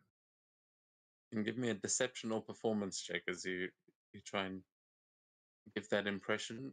As you can see, there is a bit of panic spreading, but at the same time, it's panic among some Vikings. Some of them, especially the Goliaths that Katja is walking over, look eager for a battle. Yeah, it's like panic about have I got enough axes on me? That's an 18 in terms of the performance skill. Oh yeah, you absolutely exude confidence as you walk in there, and the Jarl will even like notice you and give a nod. Just he's clearly trying to figure out the situation as he's standing there with Magnus and seems to be trying to as you approach, you'll hear him going, "Come on, boy, this is your chance. You can prove them that you are not going to be a useless heir, huh? This is your chance to defend it. Like, look at your friend over there. They're not even afraid." And Magnus just gives a glare at you, Svenja. Oh, she's going to walk up to him and say, Magnus, how can I help you get the women and children to safety in the treehouse? He kind of looks taken aback by this, and he says, "Well, um, Father was just about to tell us what everyone needs to do, so I'm sure I can use your help in a minute. Thank you, Svenja." As the Jarl is looking around, making sure that most of you have gotten here at this point, which you can see. I'm not going to move everyone on the map, but you can see most of the town, especially those who can fight, are amassing. And Svenja, you will notice that Revna is gathering some of the elderly and the children. She's got like the kids following her around. You see this pregnant elf with a gaggle of kids behind her, like Mother Goose.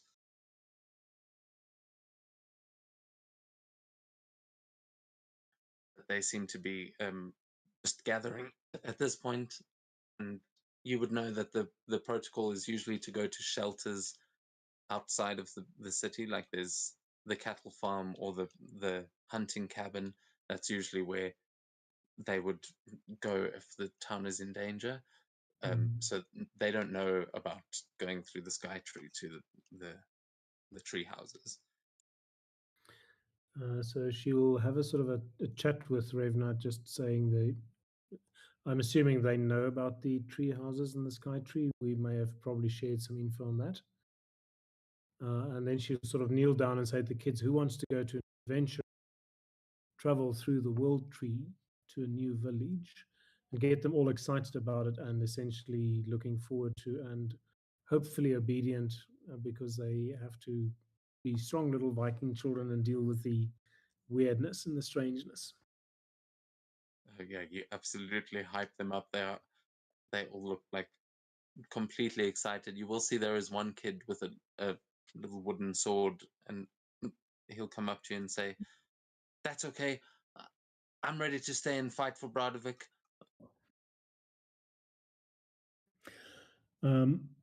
And she can.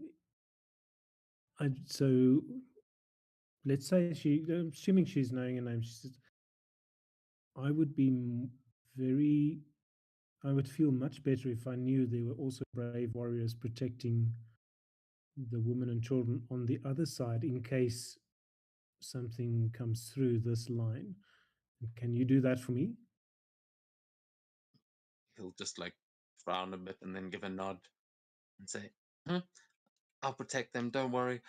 And you'll see a hand sort of on his shoulder as Revna just nods to you and gives you a like quiet thank you as she then starts rushing them along saying, "Come on, uh, let's not keep Svenja anymore. She's going to keep the rest of them safe while we go through the tree. Come on, everyone." And um, you'll see there are not actually that many elders in the town. I'm just No, trying to think who they are. either die or you're pretty good at fighting. What do I? Yeah, what can I do? What she will do on the little kid is cast the light cantrip on the tip of it and say, so yeah, lead them, and unfortunately it doesn't last for a long time, but he's going to lead them with the light through the tree. And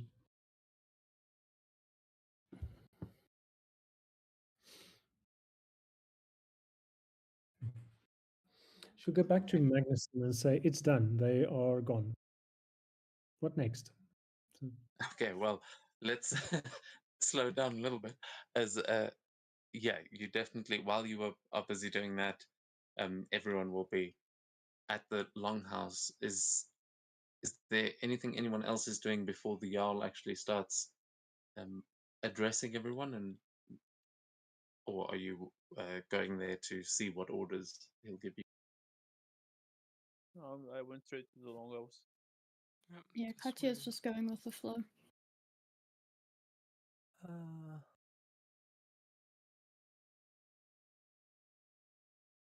Mikkel's gonna look for Yorman just before shit goes down, as he has something he wants to hand to him. Mhm. Uh, right. How did I send it? Oh yeah, there. Alright, I'll just give it into your hand, like, here, take it Ooh. to protect our homeland. Yeoman just nods.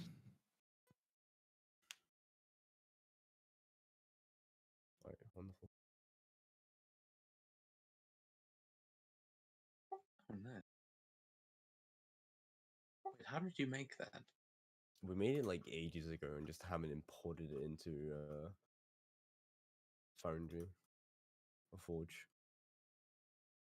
So you made that in D&D Beyond and put it over. Well, we made it in downtime, and then I made it in D&D Beyond, yeah, and then finally got around to importing it. Oh, okay. Yeah, I may have to ask you to do that with the shield as well, because I keep trying to finish making it and then I get confused and it's just a mess. All right. But we can, yeah, we can chat about that.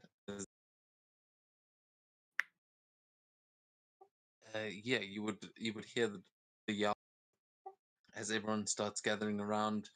You would start shouting out to people.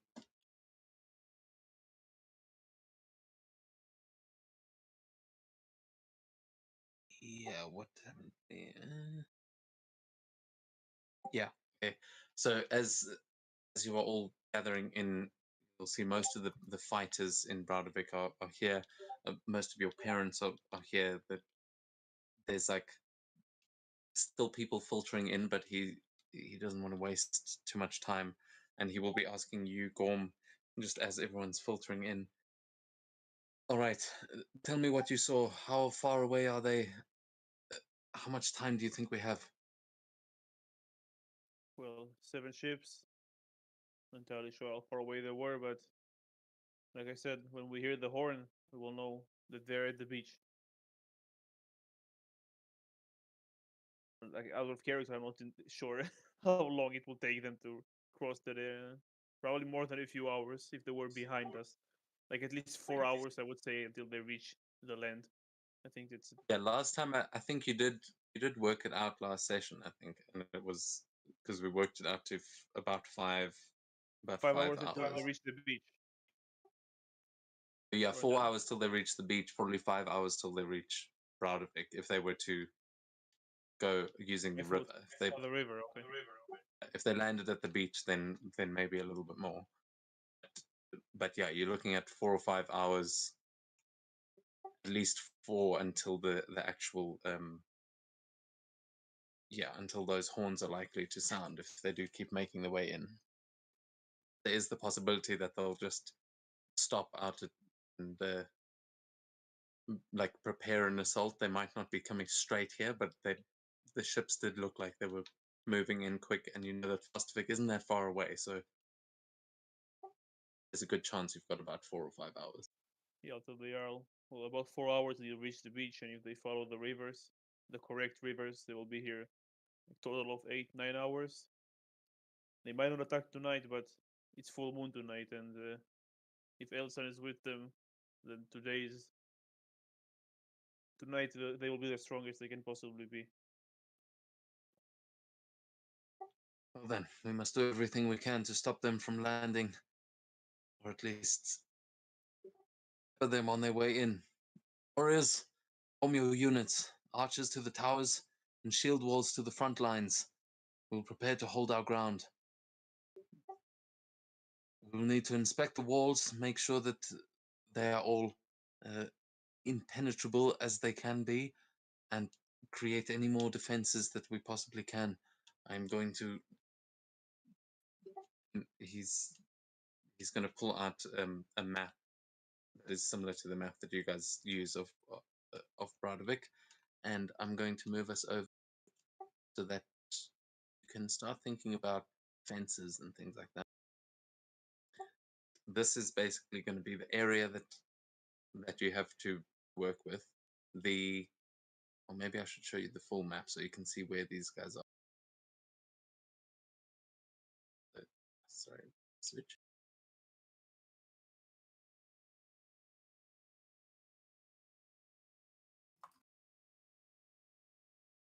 Okay, yeah. See them.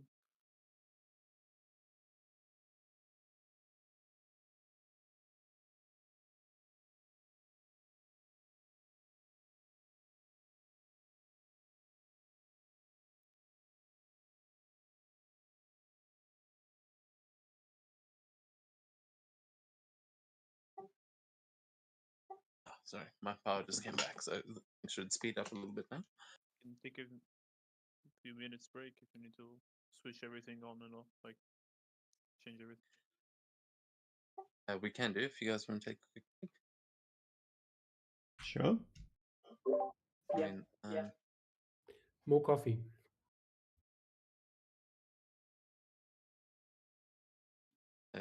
we'll be back in 5.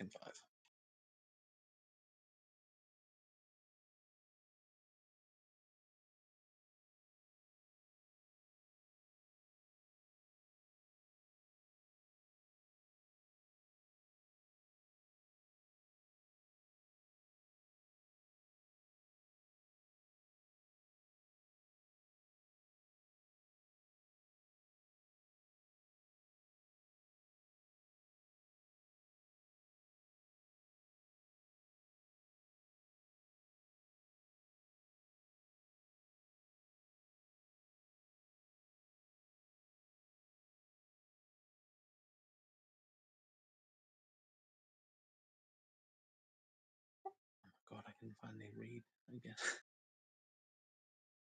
Yeah, reading. Just all my notes. It's like, eesh. I did actually prepare this, I swear. You wouldn't think, but What he did.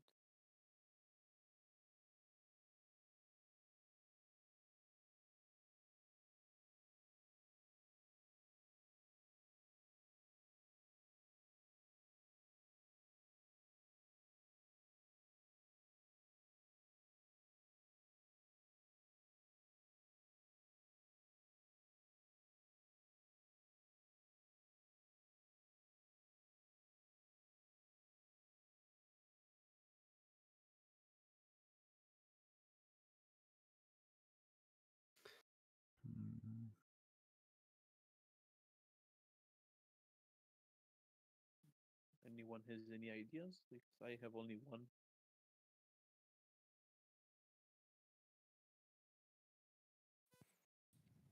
Hmm. Not really. To be fair, I'm not really even seeing them. If you look at the bottom left of the map, you'll see 7 ships. Oh, they're coming from there. Yeah. Oh. Where did you think they were coming? Above. From like the cave network or something. Well, I mean, you know that the forces above you guys kind of dealt with already, unless there are more you don't know about. Um, the Kraken priest that you fought was going to be sending forces down from above you, but you've probably dealt with that problem already. um. What's the sort of like level of elevation? Like, is water coming in from the ocean, or is water coming from our town to the ocean? I think it's from the ocean towards Okay. us. What? No. No? What planet are you guys from? Water always runs towards the I ocean. know, but I'm pretty sure you said it was the other way. There is one place where it runs a bit wonky, but there's like no. It's not running uphill. You guys are definitely like it goes in towards the mountains. This is like the only map I've actually done the mountains fairly accurately. like it, uh, but yeah, the rivers are running towards the ocean. Hmm. That doesn't mean you can't sail upriver. We'll be a bit slower. Well, I was more just thinking about like running oil down the river and lighting it on fire. Well, this what we're going into now. Like the Jarl's going to start giving you some sort of options, but that is basically what we're going to do for the rest of the session is Okay.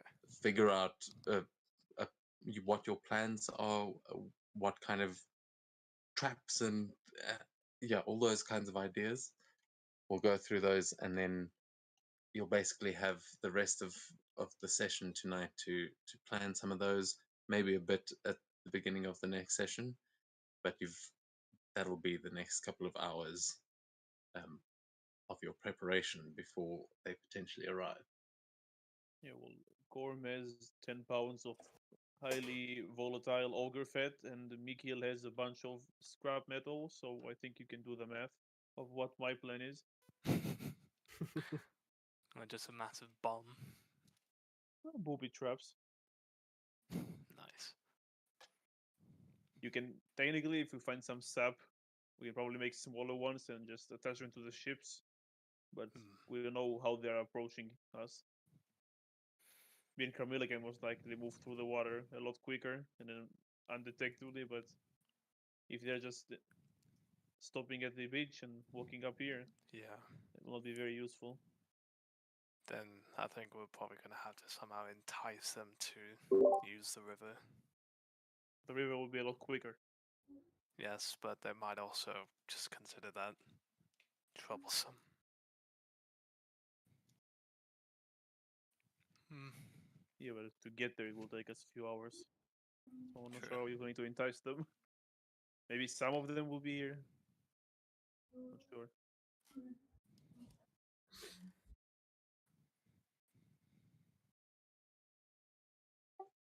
I'm going to move us on to this one because this is basically going to be the battlefield that you have to work with. You've got the tree houses up in the top left that some of the civilians are being sent to, and yeah, the beaches down below that they would probably be coming in from. Well, that they are definitely moving in towards. This is going to be the area of that map that you will have to fight on, basically. I mean, if things go to the bottom right of this map, I'll be very surprised. But there is an old fortress in the mountains, and you can see that the Goliath camp is also in there now. If you guys actually build any defenses or anything, we can add them to this map.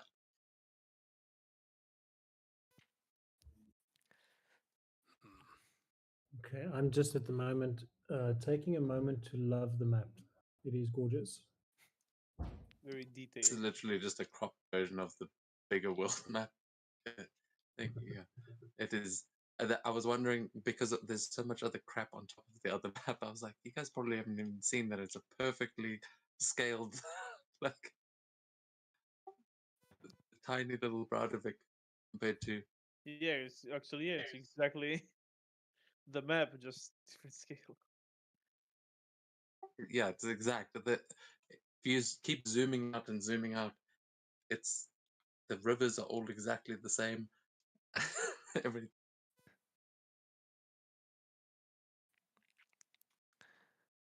So I think if they're going to land, if they're going to land at the beach at least, they're going to want to attack through. How do I draw? Oh dear.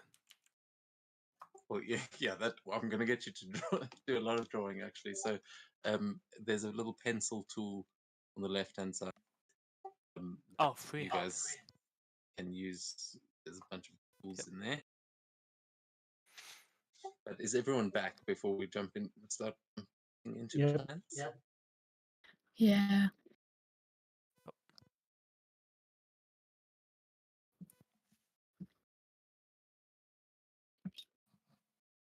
Okay.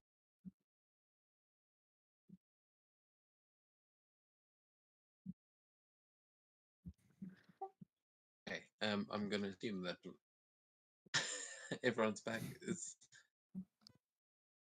was about to ask, is anyone not back? I suppose they're not going to respond, are they? Yep. Yeah. So keep quiet if you're not back. I'm back, don't worry. So Back. I'm No, looking at this forest here on the south side of the river. Looks on the map at least as not a great place to go through because it's going to be slow and difficult. No, but at the same time, I don't imagine they'd want to go down this sort of area just because of the fungal forest. They'd have to. yeah, one I more will thing. also remember these are foreigners, so they might not know these lands as well as you guys do. Those kinds of things, knowing these lands is going to be one of your biggest advantages. So do bear that in mind that these are foreign forces arriving here. Yeah, They might have had scouts and things, obviously, but the Yep. yeah, you know that they've been preparing this for a while at least. So Yeah, not sure I'm kind of about. assuming they have scouted the lay of the land a little bit and they have attack routes planned. I think if they are going to try and come to our town by river, then this sort of point here is where we should make first contact, just because it's such a choke point. You know what I'm thinking? If I was invading here, depending on how problematic this rapids are over here, I don't know if you can see my pinging on the screen. I would probably come up this southern river, drawing pencily thingy. Give me something to draw with. The top left side there is a drawing tools. Yeah, so I would probably be thinking of coming up here, landing here, because this is a fairly short forest. If this was a sailable, passable river, and this is sort of there's ability to land and beach there. Because coming through this part of the forest, or even further up and coming from the side unexpectedly, would be an option for me, I guess. Yeah, But it then depends again, also. It depends also the river poisoner. The river poisoner was from the treehouse village. Not sure what they said to each other, but he knows about. He's dead now, but if he told them about the village, not sure if they will go through it or anything, but they might know of it. If he was, unless he was just hired to poison the river at this specific time. Hmm. Hrothgar will say, if they come up this way, they will meet Goliath forces. We will squash them. And given this sort of little strip of land here, I'm not actually too worried about them coming there.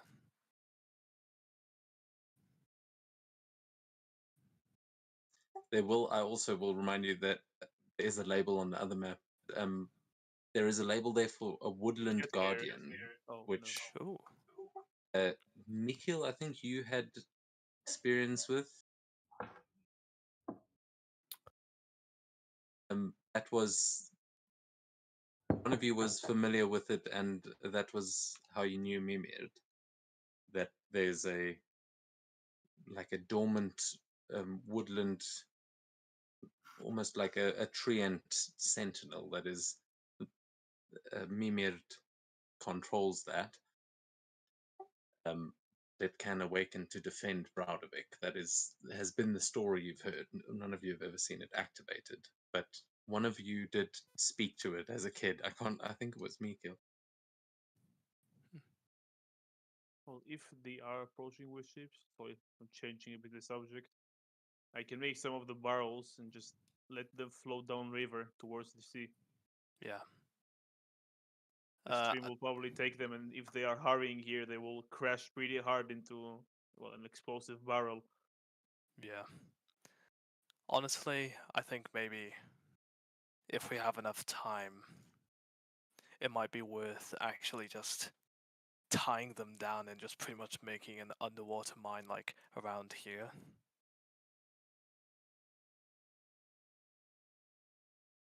Down by the neck, because well, I just think it'd be easier to have them together.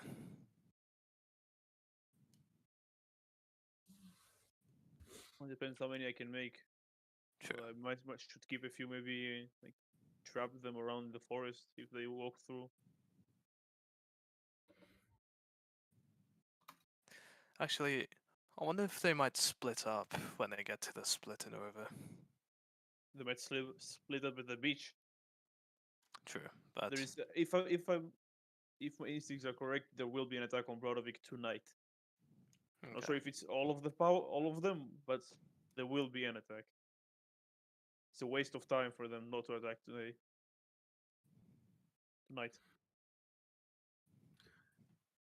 Yep. Well, then let's just agree that I'm gonna mark out an area, and this is what I think is the area where they might actually show up. One of those two rivers. Oh, fine. Yeah, that's right. That river or the one to the right of it. Yeah, or even just like this. Also bear in mind that if your plan was to work and they would get confused, they may end up going up the left-hand river and going more towards where you guys fought the troglodytes. Yeah. Which would probably force them to land there near the graveyard. In which case, I'm not actually too worried, just because I feel like they'd have a lot of trouble getting through the fungal woods or the fungal forest. Jarl will say, I'm loving everyone's ideas. There are a few things we need to take care of here in the city. We obviously need to gather some emergency supplies, store them in some accessible locations. We need to be self-sufficient and keep some things hidden in case their raid is successful, which I'm sure it will not be. Ingrid is there. She's ready to invoke the aid of the gods and call on the gods for their protection. Gorm, she said she wanted your help with some sacred rites and to ensure that the gods will favor our blades. But for all of you that are here that can actually fight, we will need someone to fortify our walls, reinforce any barricades, erect additional defenses, and where we do that may need to be closer to the town in case they are able to, in case we judge it wrong and they go in completely the different direction. Well, I still think I will be working at least some of the time on the bombs and helping my mother, but my father might be a shipbuilder, but he can work with wood. Can probably help a lot with the reinforcements. You'll see him agreeing, and you'll notice that pretty much all of your parents are here, and they're all like everyone's huddled around the war table kind of thing. As yeah, your parents will definitely be able to help in any of these plans. If you want to tell me what they are doing, like if you're directing them to do something, you can absolutely do that. If I'm not wrong, Carmilla, your mother is a trapper.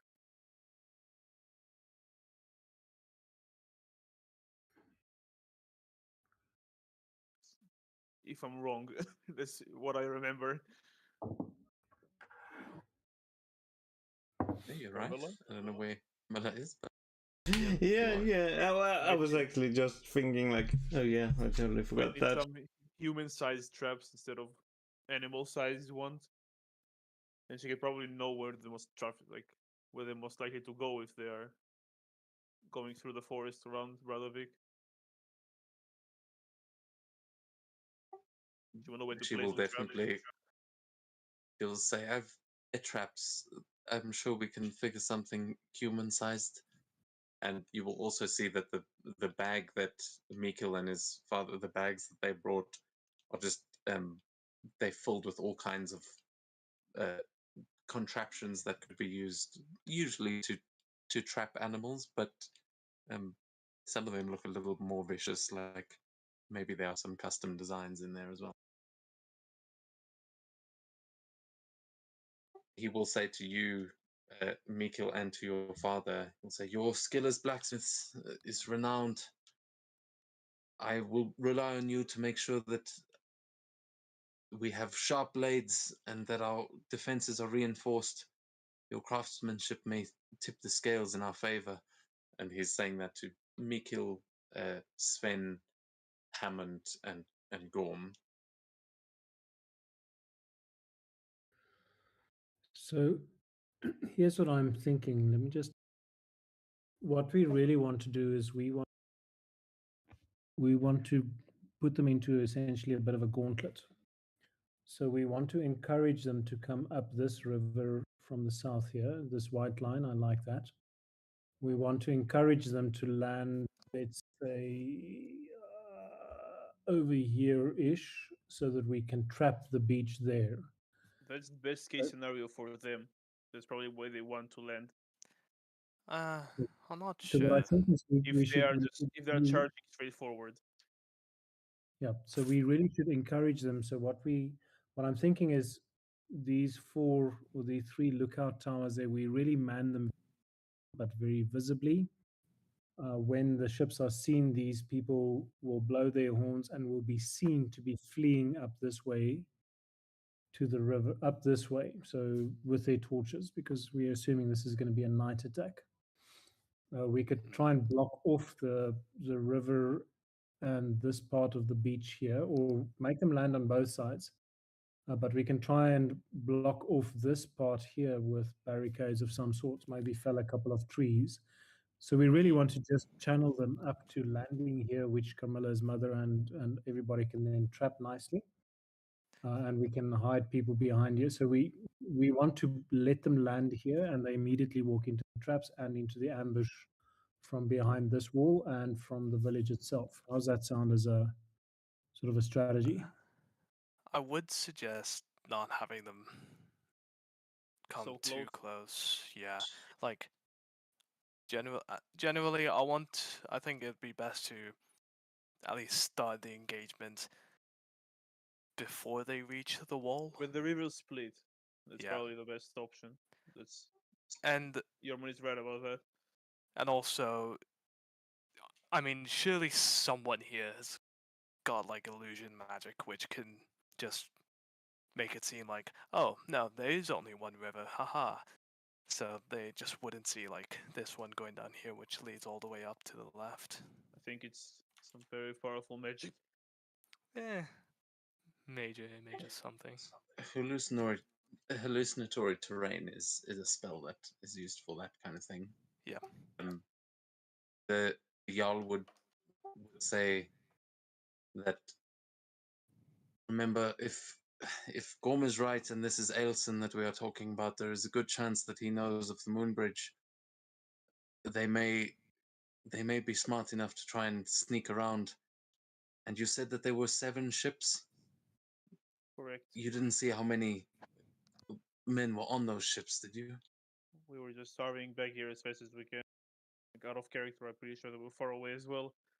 Yeah, you would Only 15. definitely not have been able to see Yeah. the people on the ships, but you would know how many people a longship can carry. A lot. So So there is they a have to... possibility, just for everyone else, I mean, you would all probably know that a longship can have about 40 rowers and 100 passengers. So they'll definitely have the numbers advantage. So I'd probably like to fight them on in a way terms. that, well, well, obviously, but in a way that forces them to sort of like trickle their numbers through. So we're not fighting the bulk of them all at once. The Jarl will say, we will face them in stages.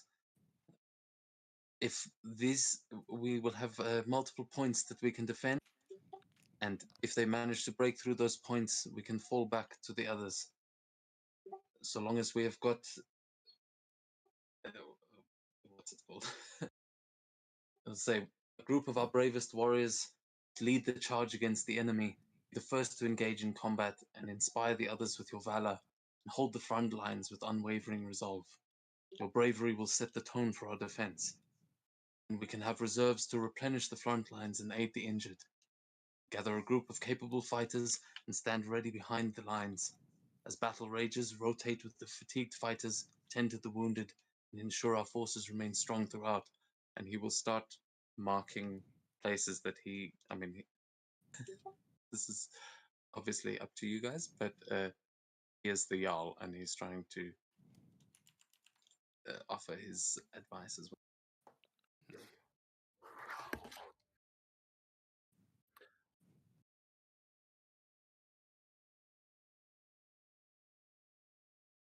How far away is the like mushroom forest to the west of the city, of the village? Not far at all. I mean, it's the first thing you would reach if you're heading west from Broadway. Yeah, so I guess maybe that's what is the sort of sense of travel time on foot from the village to the coast?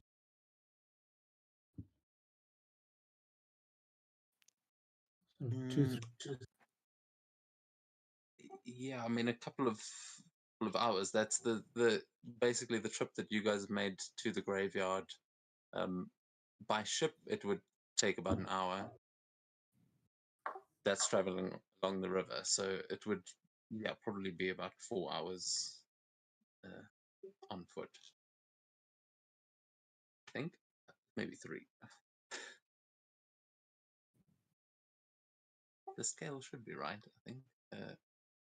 Oh no, maybe not.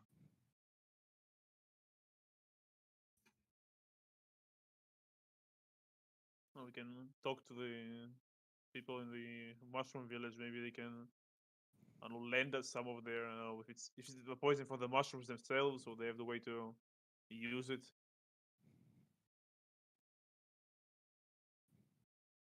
Well, there's the creatures that live there that are like myconids, and they are definitely they just live in that. They are sort of made of mushrooms, but you would know that the spores that you walk over when you go through there trigger by themselves. It's not. It's like unless you know how to navigate them, you're most likely going to get caught. They've caught you guys before as well. Yeah. Well, maybe someone should notify them. Maybe Carmilla. She's fast and she won't be affected. Either way, she doesn't breathe. Just let them know that enemy forces are coming, and whoever comes from the south or west is likely not friendly.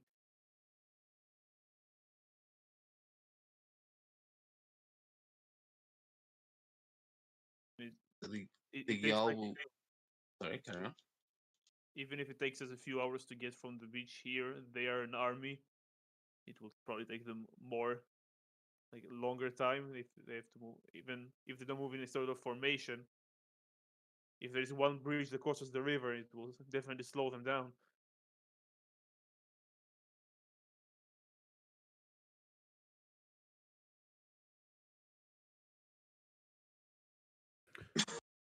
Which one is the moon bridge? Is the one on the far left over there? Yeah. So he would be pointing out that if Wilson was going to use that, they may come through there, which could be a possible landing site, other than the ones you've obviously pointed out already. But if they manage to come up this river, he wants to put a force here by the graveyard, because from the graveyard you will have the height advantage down towards them. You could set up an ambush at the graveyard they would not know about.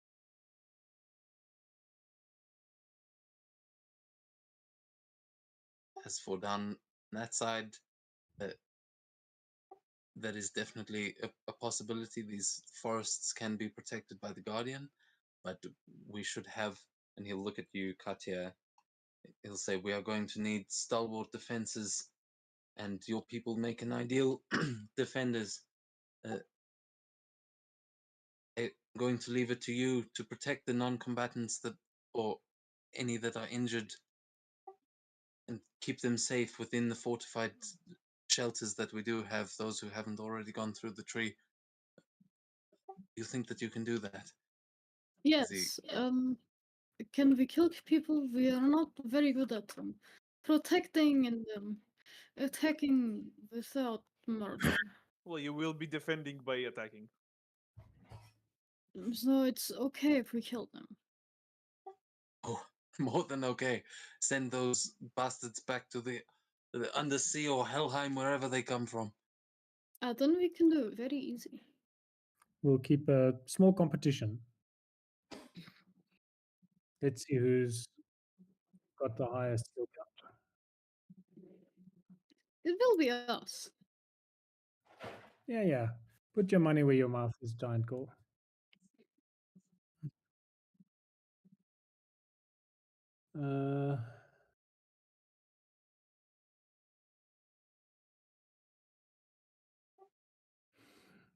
So I think we may be able to. Sorry, that keeps happening. Sorry. No, it feels to me like we start the battle here at the watchtowers, strategically withdraw back to the graveyard, and anybody that comes up the river and lands at the graveyard, that might be engagement number 2, and then probably towards the forest, the villagey thingies. This idea of them landing on that side and coming over the moon, taking a 4 hours force walk through the forest, for me feels unlikely, but maybe what we should do is have a scout here, because that scout can rapidly go up to the tree village and teleport here. So that scout going there and to the village can get here faster than they can. Maybe we can ask one of the people from the village, like one of the grouse, Yeah. to scout. Yeah, so the grungs saying, let us know if they are coming up this river. And if they're coming up this, I mean, any of the ships coming up any of these 2 rivers, we will pick up from our watchtowers down here, and possibly even from the watchtowers be able to see if it isn't too dark already, if one or more of the ships are sort of splitting off to come down the South River, the right-hand side one. Yeah, I think getting to the towers will be a bit too late. Like they will, when we reach the towers, they would reach the towers if they're heading there. We should probably head to the boat, like the grave immediately, and start setting up there. Mm-hmm. We will I heal think the it horns if also- they reach the towers. I think it'd be also worth actually getting a small little bridge just here so we can avoid having to run through the fungal forest if we need to go back up, or if we're just going back for whatever reason. So what you suggest is we meet them and then we just retreat while firing at them. That way we get some of them while while also exhausting them. Sounds like a good plan. Pulling them into fresh crews of ambushes. How many people do we have in Browdervik that swing an axe? We're looking at an army of potentially 800 people. How many? No, you're looking at an army of potentially like 50 people. Wait, so we got like 7 long. Plus you guys, so maybe 60 at the most. Yeah, so we've got 60 on our side, and they've got about 800 on their side. That's the kind of 800, potentially. Yeah. Yeah, which you would think is strange if they're just coming from Flostervik, or to have that many ships. It's probably not just Flostervik. There's a good chance they've got allies. Non-living ones, maybe. Well, undying ones.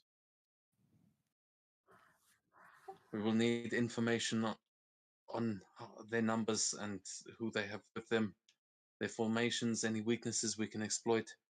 I'm sure that they will have their own. I have not figured out what the word would be in. Scouting parties, No, generals in their army. lieutenants, Yeah, like they look Pretty like much. a like Norse word for lieutenant. yeah. That's what I'm saying. I don't know what exactly how the military structure would work, but like knights, I guess, but not knights. Anyway, you know what I mean. Yeah. There would be key individuals that champions. Yes, if you can, as you say, engage in those hit and run tactics against the key targets, disrupt their formations, and assassinate those high value targets, you could sow chaos among their ranks and make things a bit easier. You cut the head off the snake, the body could scatter and their numbers could mean nothing.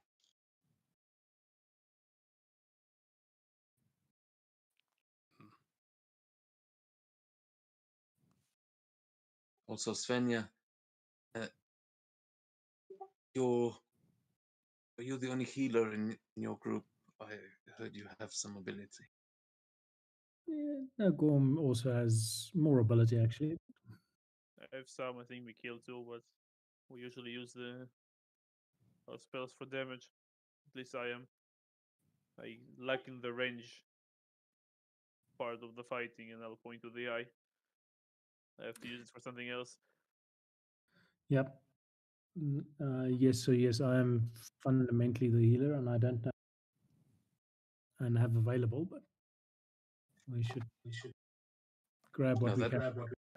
What you have will be crucial in this battle. Ingrid is still our healer. She will be able to tend to most of the wounded. I want you to help her form a healing circle, and so that it will be ready. She has got a technique that we can bring any of the wounded back in behind the lines into the healing circle and hopefully stop them from going to Valhalla too soon. But that said, Gorm and Mikil may also have healing expertise, but your expertise in crafting could be turned into a potent weapon as well. You can construct anything to breach the enemy's defenses, rain destruction down on them as they arrive. that would be welcome.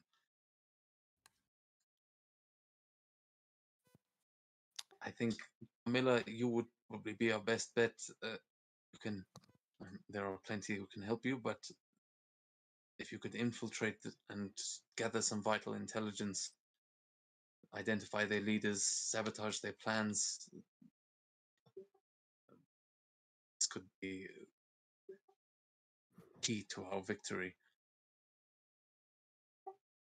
And at this point, I'm going to step out because I'm getting too involved. But I would like you guys to please, as the way you've been drawing on the maps is great. Please don't delete all your drawings, so I can actually add some things in if you do end up building them. But I would like you guys to please put some, like I was drawing the circles just now. I want you guys to actually decide where the key areas you want to try and defend would be. So imagine like if you've played like any shooter, like Battlefield or Call of Duty or something, if this was like a capture that zone, you know what I'm getting at? Like I want you to you're actually thinking draw about where those zones are and where Choke you would. point everything with the sword. Yeah, but I'm talking like a big area. Like this Yeah. is, if you could capture this point, that would be like their the way it's going to work. I hadn't had time to properly prepare, but I think it actually makes more sense if you guys are laying them out. But to have like stages almost, so you can have like an A, B, and C, and then if they were to break through those lines, then you would have another line of spots to defend. So put like 2 or 3 for each of those stages encroaching towards Bradovic that you think you should defend, send defenses to build barricades or whatever, but points that could be controlled.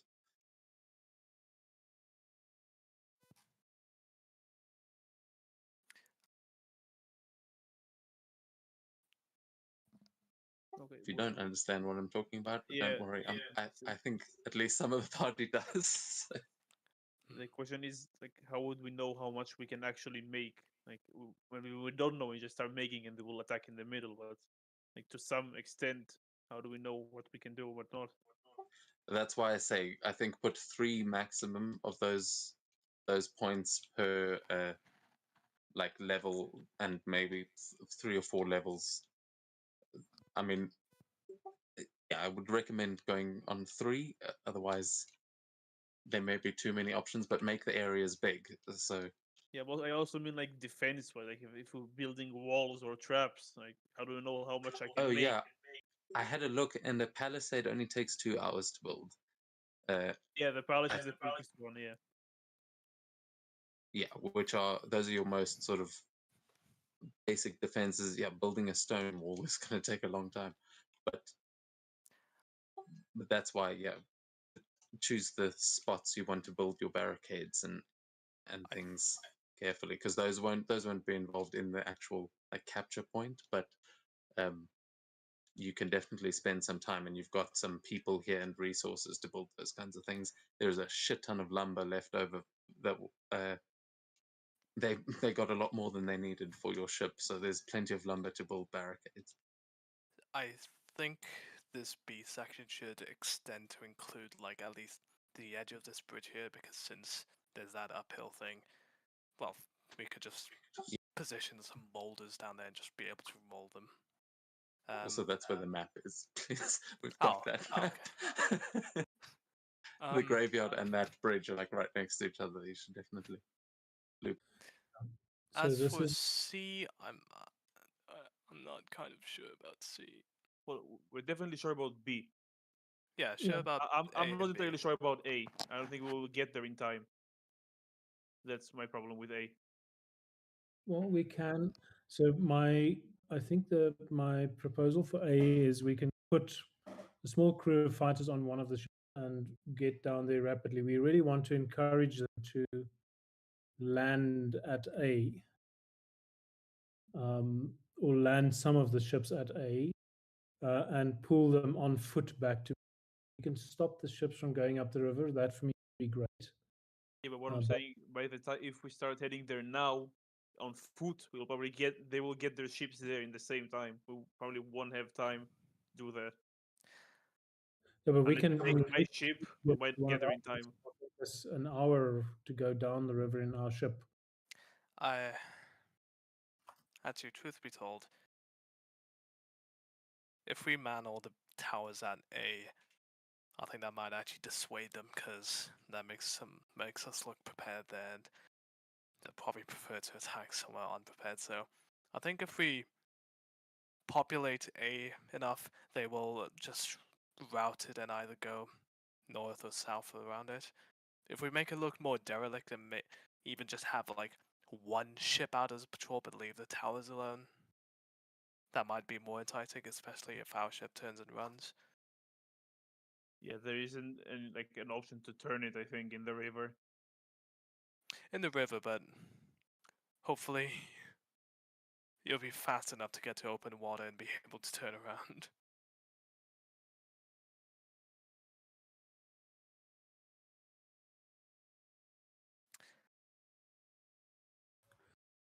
Okay, so we're saying A is gone. I don't think it's like viable. Yeah. Okay. It's my opinion, at least. I can I'll like also. this I part. I think. can try to place some barrels, like tie them up, like you said, like block the Also, area. remember, it's not just you guys. You can send some of the forces that you have to these places. Like you could send a detachment uh, to those towers and be like, okay, it's your guys' job to hold A, but you're not actually there. So just Okay, do then. remember. So yeah, I said 60, but we'll say you do actually have some like unnamed NPCs there. So we could say all told you've got about 100, and you've got 40 soldiers that are you don't know the names of, but they live in and around in the forests. I Okay. think. So, I mean, if we can't encourage them to people up into an ambush at B, there's no obvious reason for them to land at B and come in unless we can block off the rivers.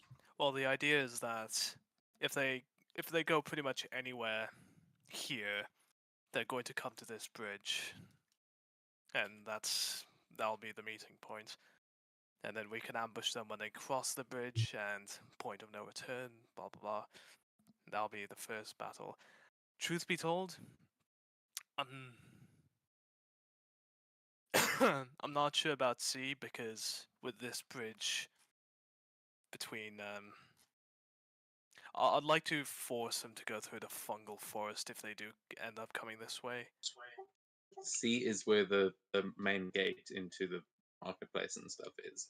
So that would be a definite entrance into the town, but there's also the bridge up by the longhouse which leads to the fungal forest. That would be the direct route.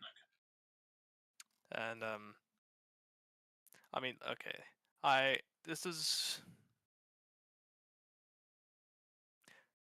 have a kind of plan, but this only relies if they're going to take ships down this river.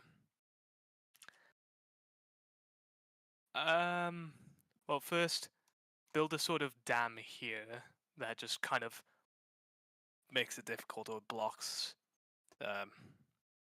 any ships from coming up that way, and force them to go under the stone wall. And I think if the wall's tall enough, we could probably just use it as like a veil, and behind it on the far side have something just like a massive swinging hammer that when a ship actually sails by, we can loose it. It'll come down and just wreck the ship like a wrecking ball. And that might clog up the convoy, force them to land, and either get through this entire fucking wall or through this thin neck, which I think would be good for us. That wall is also big enough to put people on the battlement. Yes. So we definitely want archers on the wall. I think Camilla and everybody should trap this little narrow strip here and the part between the wall and the fungus. So, okay, what we're saying is we're not trying to engage them on land from the graveyard or before they get to this area. So we're going to essentially block them at this wall. Yeah, I just want to make big use of the wall because, truth be told, I think, at least in this battle, nothing's bringing that thing down, and they wouldn't even bother because it'd be easier to go around. So, with that, they would rather make this whole trek, which, truth be told, I just don't think they will. Or they'll rather come down these rivers, and if we build a dam there, that'll block off one river, and they'll have to waste time destroying it and getting through, or just opting to go through the other. Yeah, I mean, on the And if map, we manage, oops. So one of the ways to quickly block this river is just to take the other ship and scuttle it here. yeah, Turn it sideways and sink it so that you can't sail up there. I don't know if we have got time to build a dam wall or a barricade across the. Yeah, so block this one off, force them to come up here, pelt them from the wall so that they have to land, and then they have to deal with the archers from the wall and the traps on both sides of the wall, which will hopefully slow them down and thin them out. yeah. Yeah, DM, quick question if you're here. Yeah. The like in the Kibbles guide, if we add more people, like it says you need one person and I bring 4, will it reduce the time? Yeah. Then we can make a And- ballista and put it on the wall. And you've got that Oh. army of Goliaths that have got they count as 2 people.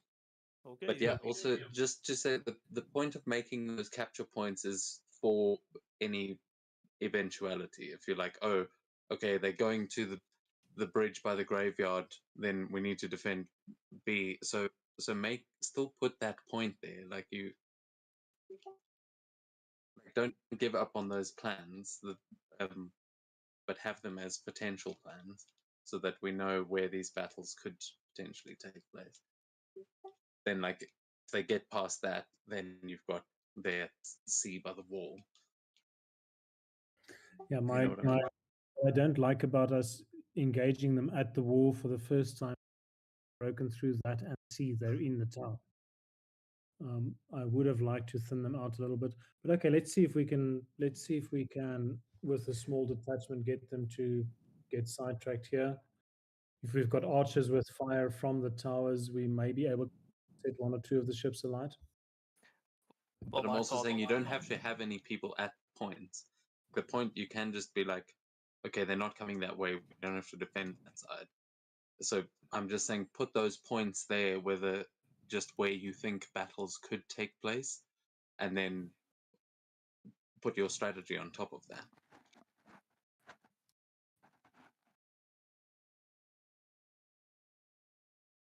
Yeah, I struggle to draw with this little thingy. There we go.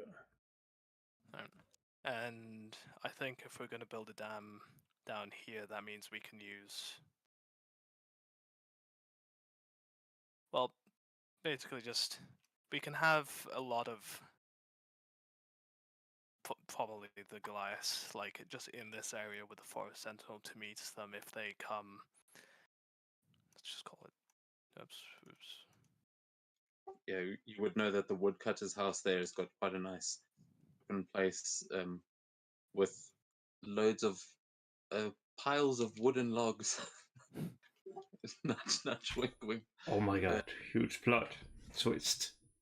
A woodcutter that has wood. No fucking way. I mean, if anyone's seen Final Destination, I'm sure you can get creative with I giant have. piles of like felled trees. Yeah, but we need a highway first. And a truck. You've got Goliaths. It's close enough. Yeah. And well, if they end up, at least for D, if they end up coming a completely different way, we can just bring one of the ships down and sail them across so they don't have to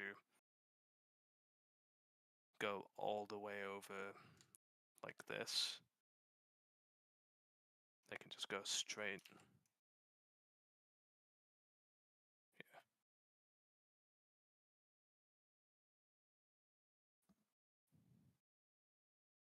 Yeah, you have got a little bit of a jetty there at the market, which shortens that part of the river right where you're pointing.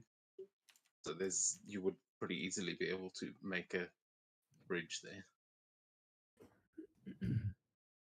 I was thinking of Or yeah, or a ship. I mean, if you've got as I say, it's a little jetty, so you could easily park a ship there too.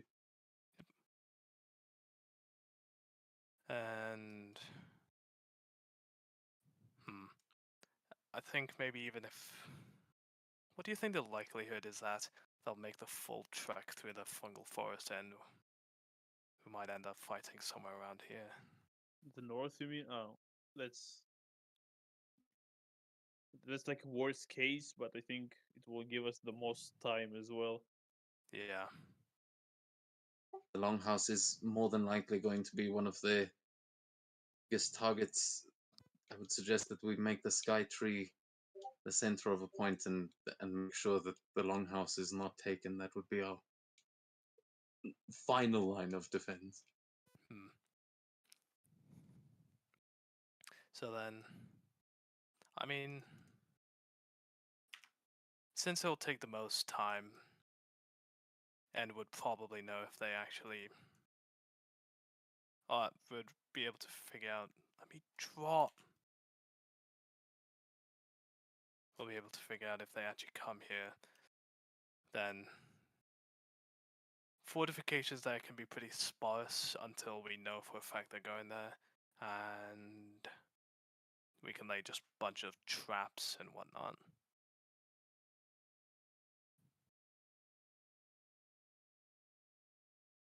Although it is mostly just open, so I'm not sure what can be done about that.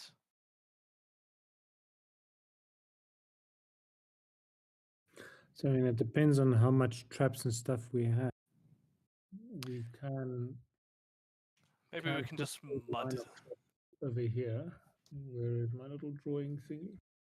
Maybe we can just mud the whole of E and make it hard for them to walk there. On there. Yep. So lines of traps over there and over here. Yeah. So, I mean, we don't have to take all of them out with traps, but because they won't know how much traps there are, that will slow them down Yeah. slowly. Honestly, the main idea is, at least if they are sticking with the boats, which I think they will, the biggest idea is sort of just like not necessarily killing, but just separating them either by destroying like the second one in the column so that the rest behind fall behind and the first one keeps going. So we can just deal with one at a time. That kind of thing. And even if we aren't forcing them to land at A, we can shoot a few flaming arrows in there. But someone at A with a fast horse can tell us how many of the ships are going left and how many are going right, so we will know where they're likely to go. If our main forces are here in C, we can move them within an hour up north or down towards B. So we've got relatively quick movement centrally. The million-dollar question is how the fleet, when the fleet gets here, where do they go? Which of the rivers do they go up, left, right, or Maybe all. yeah, maybe they're split in three ways, but the Well, moment they can't really go through like to the left of B because of the bridge unless they're going to ram through it. Yeah. So they will stop there and then we'll go to the graveyard. Hmm. I think this is where we should be. I will remind you that on the longship you can lower the mast to go under a bridge. That's true. Yeah, that bridge would would slow them down at least.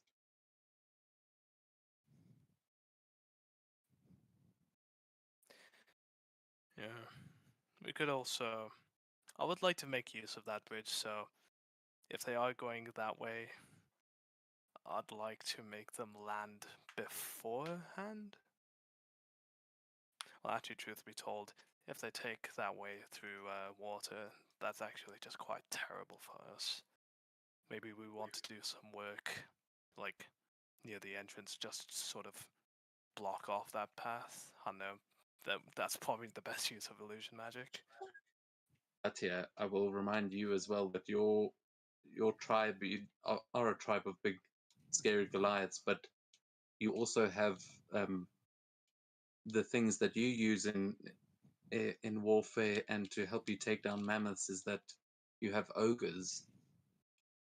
You've got a couple of ogres that could definitely help in this fight, and you would know what sort of forces the Goliaths have at their disposal.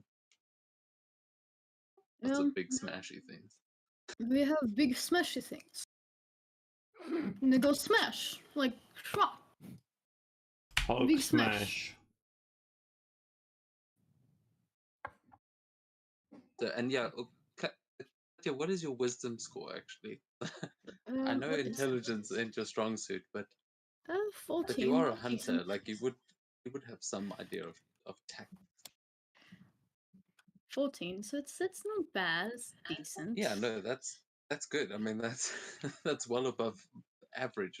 Like, so yeah, you definitely you would know where a good place like they're talking about these soldiers, and as the Goliaths are discussing it with you, they would be like, "Oh, so if you imagine that all of the ships were like a herd of mammoths, then yes, I see what they're talking. Go up the river, we can create ambushes like here, same as mammoth." And yeah, the Goliaths will all be discussing strategy with you as well and trying to get involved on this. No. She'll discuss strategy with them as well.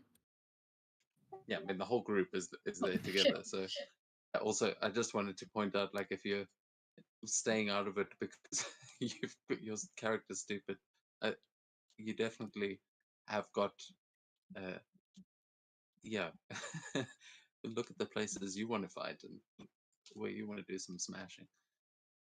Well, she It's- just doesn't really know the lay of the land, you know? Like, she's not the. I mean, we'll have a map in the long I mean, you house. guys are looking at the map that you see now. Like, you have all of that information available to you.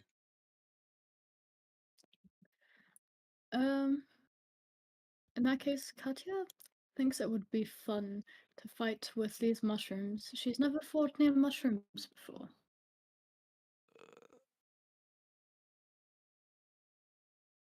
It looks Mm, like Not colorful. It's In- I've in- never fought there. It's we can visit sometime, but for battle, I think that's just inadvisable. oh Ingrid would say we could prepare some potions to make ourselves immune to the effects of the mushrooms. Could give us an advantage. well, that is a good idea. I'm just not sure we should expect to meet them in the mushroom forest. yeah. Looks kind of That's sad. good. She wanted to fight by the mushrooms. no, I but mean, if they come to we're, E, we're a small army. What we need to do is we need to lead them into our traps. yeah, So if we can get a small splinter force with posts that can pull off 100 or 50 or something like that of their fighters and lead them into the mushroom, that might be a way. hmm, So in this Viking raid, because it is Elson and he's got like this vengeful thing, what we have to work out is whether they have a capture and kill everybody will allow people to escape. Because if it's capture and kill everybody, then leading them into the mushroom forest and into the trapped swampy bits and so forth is definitely going to work because they will chase whoever is running. I think it will hmm. likely depend on whoever is commanding them on the field. They might have general orders, but at the end of the day, who the man with the highest command on the field gets the choice, like decides. If that man is Ailson, he is sending a force as big as you say. There's a good chance he's here to send a message, and I don't think we can expect him to hold back.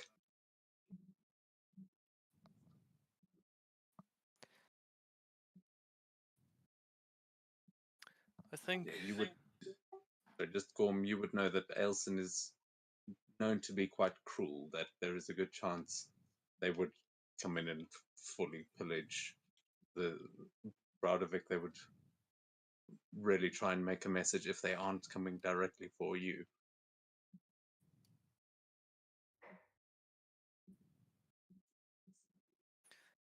Then it would be very tempting to chase first scouts. I'd imagine.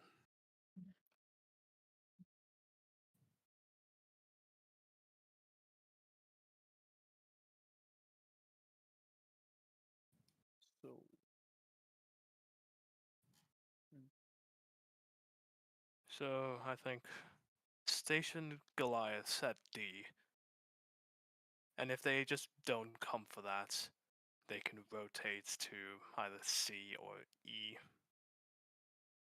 I think by that time, us at either A or B would have already come back to COE as well. How many ogres do we have?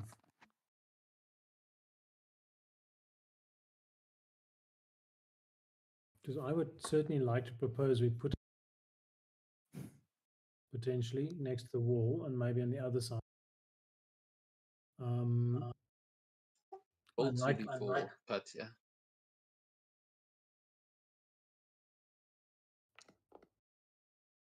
two ogres. Fuck's sakes. You have two ogres and the giant that you caught. It has been shackled and is now being trained by the giant, by the Goliaths. So it might not be the most trustworthy ally. They seem to have started making it battle ready. Okay. I think Maybe around C when they show up behind. They won't expect them behind the walls or at all. Actually, when they just yeah, cross the wall, they charge. I'd just be worried about it attacking us. Not No one necessarily the expect the giant. Spanish Inquisition. well, the Goliaths will be there to control. If we can put some of Gorm's explosive barrels underneath this bridge when the longship is lowering its mast to go through, it hits that mine, it blows itself up, and it blocks everything else to come through the bridge. Yeah, you can So probably that, tie it up either like underneath it or like to the further side. So if they under it, they won't have any option to escape it, and they will have to crash through it. But it will take out the bridge, most likely. I'm not sure about explosive size, but it will damage the bridge as well. Well, then in that case, if they are coming down that route, they'll they'll be stuck and they'll have to land on one side Yeah, or the and other, and they'll go to probably B. land on yeah. So B is probably they will definitely. I believe they will definitely cross through like B and the rivers next to B. and then, I mean, maybe we bring that ship we want to scuttle and we put it down here so that we force them to, whether they come up the left or the right, Uh, forcing them to land at B. I'd like to make use of the wall, especially against the ships, and especially if we're going to take the effort to get a ballista up on there. So I'd like to So, invite their ships a little bit further in, like at least get them adjacent to the wall. The dam I was talking about was like here, okay. just because. Oh no, I just think it would be a bad spot for them to come by for us. Yeah, so I mean, they will get there. That's going to be 2 or round number 3. If we've got nothing at A, it'll be round 2. Mm. They But want to thin their forces on their way in as much as possible. One ballista against 7 ships is not going to be much. No, yeah, but I so if we think have the time to put a ballista at A with sort of large flaming stuff, and if we can uh, get 1 or 2 of their ships on fire before they're close enough to land, that'd be great. From A, from the towers. that's ballistas don't set ships. Well, if you light the ammo on fire, yeah, but I Wait, still can think you? getting ballista to A will be Yeah. unrealistic. Okay. Like Yeah. building it and getting it there, I think it's too much. We can probably make a few. It depends how many people we put on it, but it means less people will build fortifications or traps or. Truth be And told, I I don't just even know think if we have everything to make the ballistas. I just think that if in any scenario they do end up coming down this river, it's just going to be very strong for us, because if we can manage to block them at some point like here, Mhm. then they'll definitely have to land and either scale a massive fucking wall or traverse no man's land. Yeah, so I'm not disagreeing with you. They will come up here and land. I would just like it to be 4 of the 7 ships, 7. It's, Ingrid sorry? will speak up and say, Gorman, I could take some time to get to the ritual site on the coast.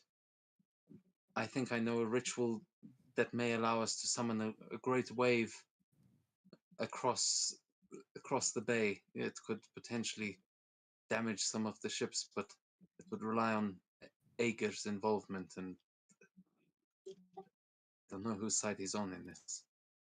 It's worth a try.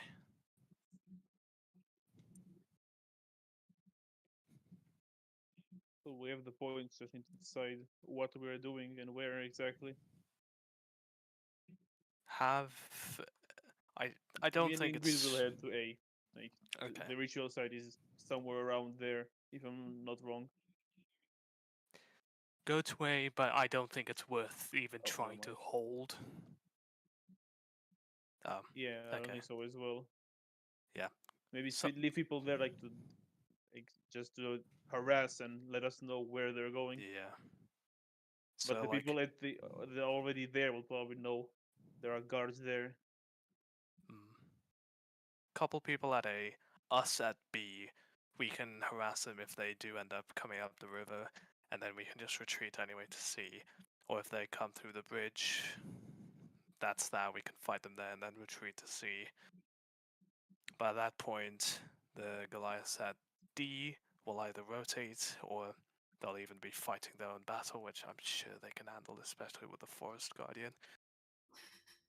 And then we either wait for them at C, or if they keep going, E.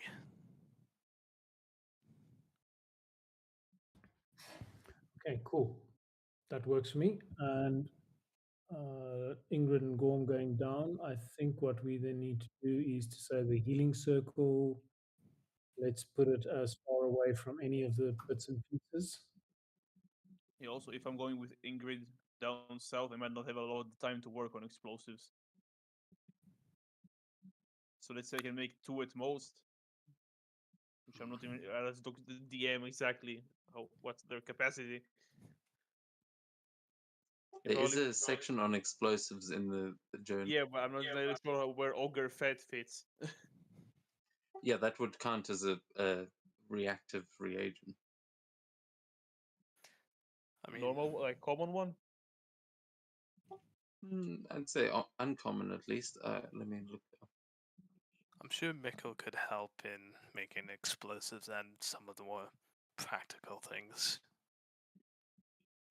And I guess me as well. I can certainly try. Yeah, I think uncommon is what it would count as. Okay. So that like 10 uncommon and reactive. Because we had 10 pounds of fat. I will add that to the other. Okay. And also question what's in the bag that Mikhail has, like components wise.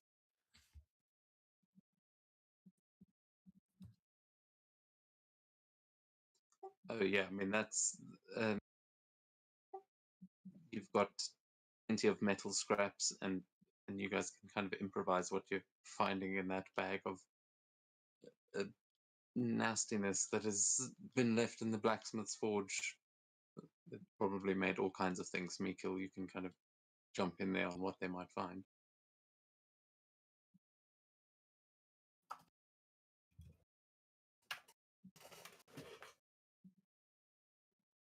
Sorry, well, yeah, you'd find metal scraps, probably also leather scraps, and just other Yeah, random and some tidbits. parts.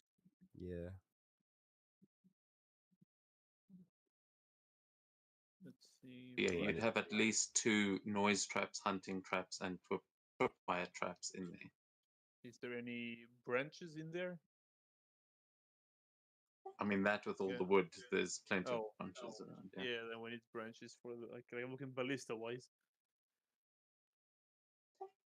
Yeah, I'll say unless it's anything like uncommon, you guys can probably source the resources at this point. Yeah, You've I think got the whole I town think at your. quality is uncommon. Like it's one above like normal branches.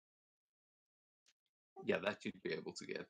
You've Okay. just had the whole town amassing lumber. You would definitely have a lot of spare branches. My God, I'm struggling with this freaking drawing tool. Why? Super easy to play with. You can just resize the circles once you've made them. If the freehand with a mouse can feel like you've got Parkinson's or something.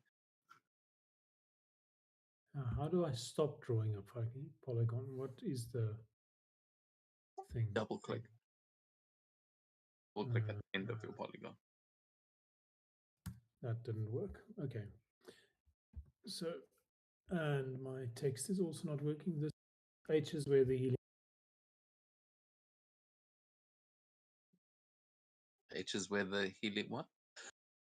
Where if Ingrid and Gorm is going to go The healer circle. to the ritual, this is where Svenja will do the healing circle, set it up and prepare it. And Ingrid just needs to know what. Okay.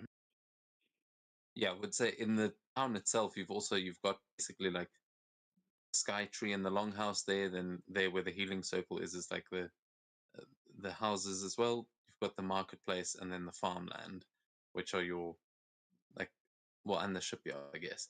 But there's a couple of those places with a couple more capture points if they are able to get into the city, but probably zoom in if that were to happen.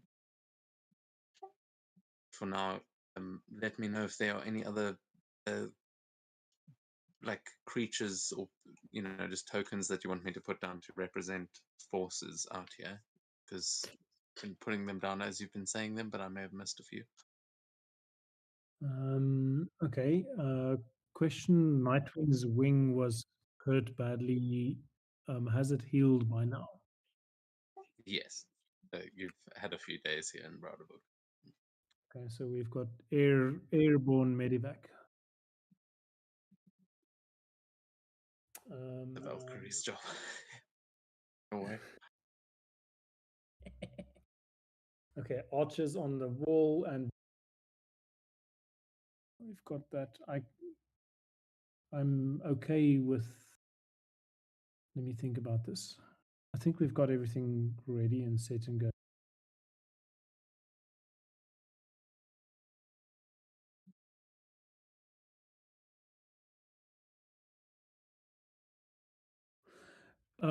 Question.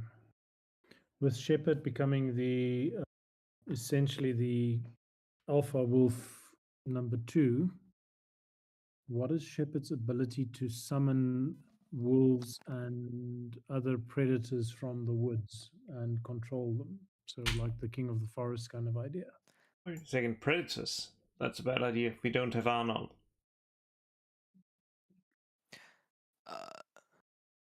Actually, truth be told, he has one ability left that's yet to be unveiled. Could be it.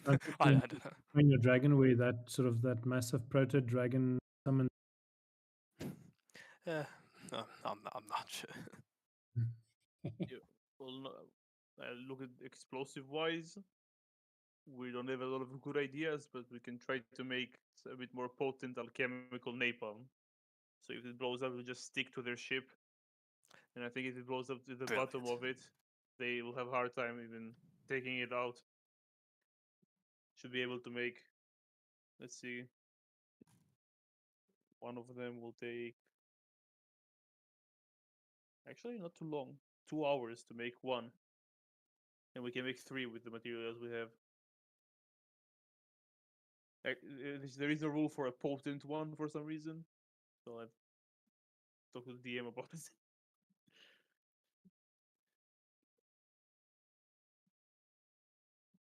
Sorry, I'm trying to reveal Shepard's ability.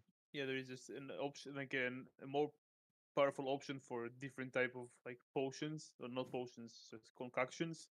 But for one of them, there isn't one. Just like just one basic version, and that's it. I mean, which one is that? Which? The alchemical napalm. There is I only mean, normal yeah, version. because what do you want? Extra Potent. bony napalm. Yeah, potent alchemical napalm. Potent napalm. Napalm's napalm. Yeah, fair enough. I don't know. Yeah, I think that's probably as tough as it gets. Is it like vastly different? Like, do the others level up a lot? It does less damage, but it sticks and it does damage over time unless they turn it off. The other ones just blow up and that's it. Yeah, then that's probably why there's only one Yeah. version. Bit more. Fair enough. Sorry, Yorman, can you see on Shepard's sheet? Is it revealing? No.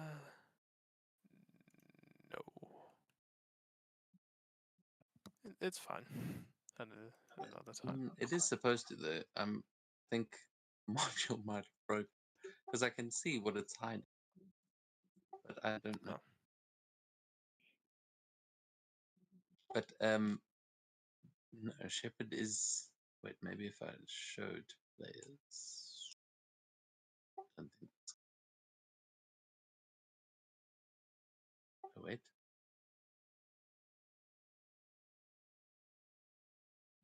Oh, there That we was go. me just. Yes. Oh.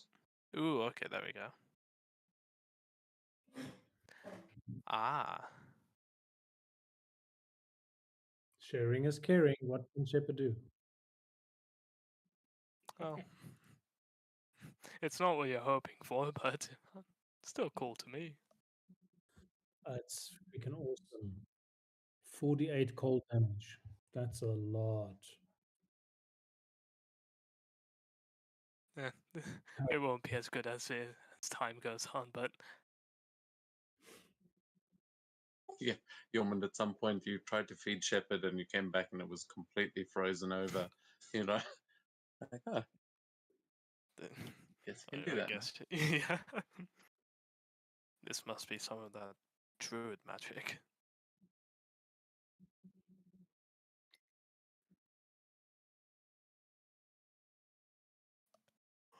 And as an added extra, it makes Shepard's breath minty fresh, which really helps. Damn, these Yeah. ads are getting way out of control. I turned my dog into an ice dragon.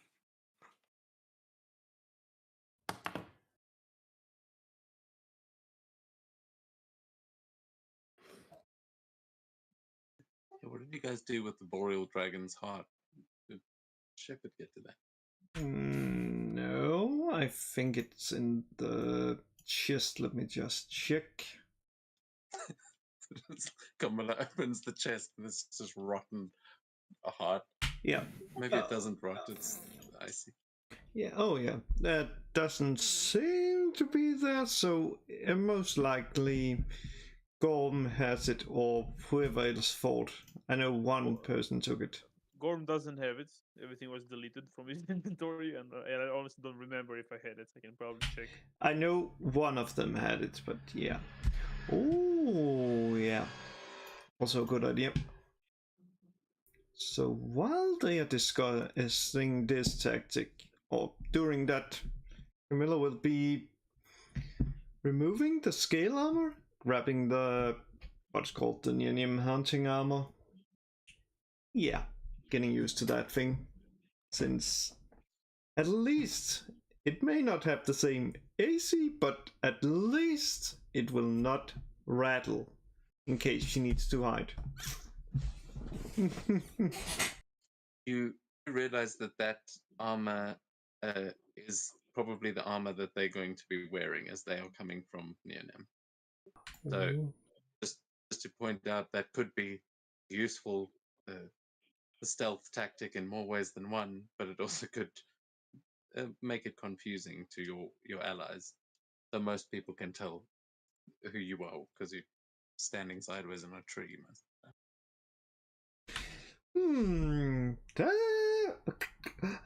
I didn't even think about that, but man, like, that's smart. Oh yeah. Could always try passing myself off as one of those that poisoned that there, what's called, like, the thing upstream. That's a smart way, yes.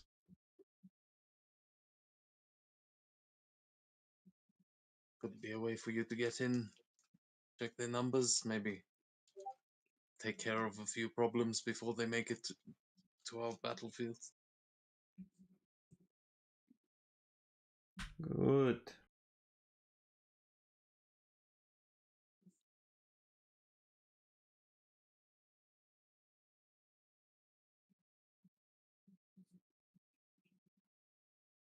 If you're going to do a mission like that, not go alone. At least take someone with you. And yeah, you will know for a stealth mission, obviously, I mean, the party, you guys have got your own skills, but there are other people that you could also ask to join you on any of these missions that you guys are going to be undertaking. If you're looking for someone with a specific skill, you can just ask because it might be like one of your parents or something.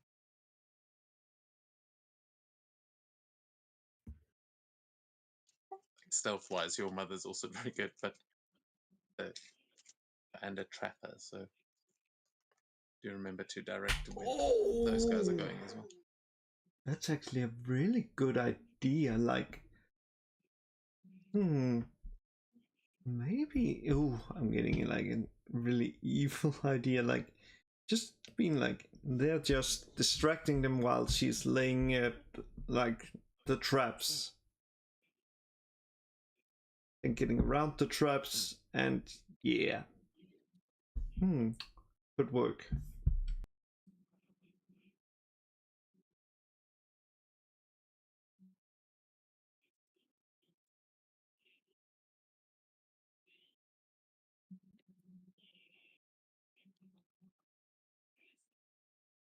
Okay. So are you planning a stealth trapping mission with your mother? Yeah, stealth trapping mission. That sounds like a really good idea. Just need to make sure to hide those traps though, so they don't see them. To be fair, if you're stealthy enough, you could probably slap on like a little handheld package of that napalm on the ship and just run off before anyone spots you. That could be a very easy way to disable the ship.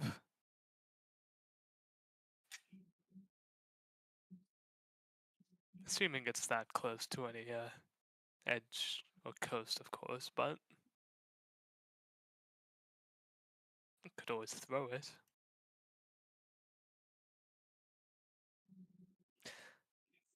Ooh, what if you put it in No. and Norman just invents the Molotov cocktail? I think that's actually one of the explosives. It's called Dwarven Ale. I'm pretty sure it's just a Molotov. Amazing. That.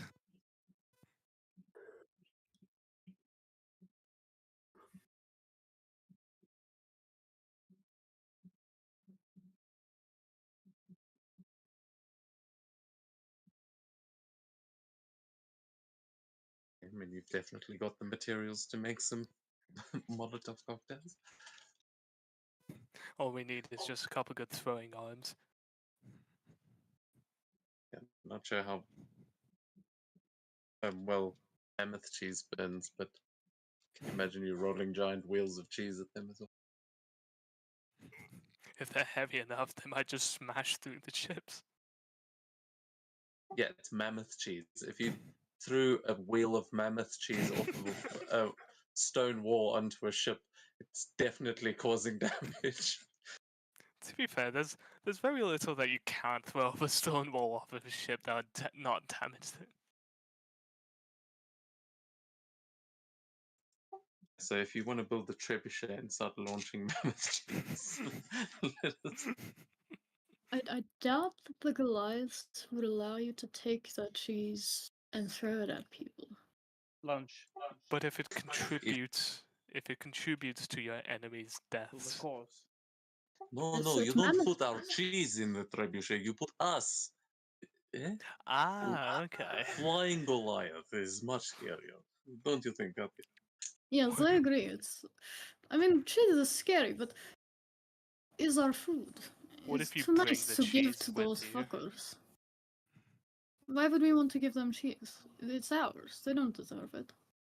We don't want to feed our enemy. We want to kill them. Yes, yes. If we feed them, they become strong, and yeah, there's a lot of effort. Overfeed them, put them in a food coma, and just kill them while they sleep. Easy. Easy, Yes, just but If they we are like our lactose cheese. intolerant, Well, then they'll be too busy shitting themselves rather than fighting. You see, there is a win-win here, which is let the Goliaths eat the cheese, put them in the trebuchets, and when they land, fart because of the cheese. We've the got like biggest problem is the nitroglycerin inside the cheese will make them explode. it's biochemical warfare. Sending Goliaths loaded up on cheese. Just launch them over the ships. See this gas cloud.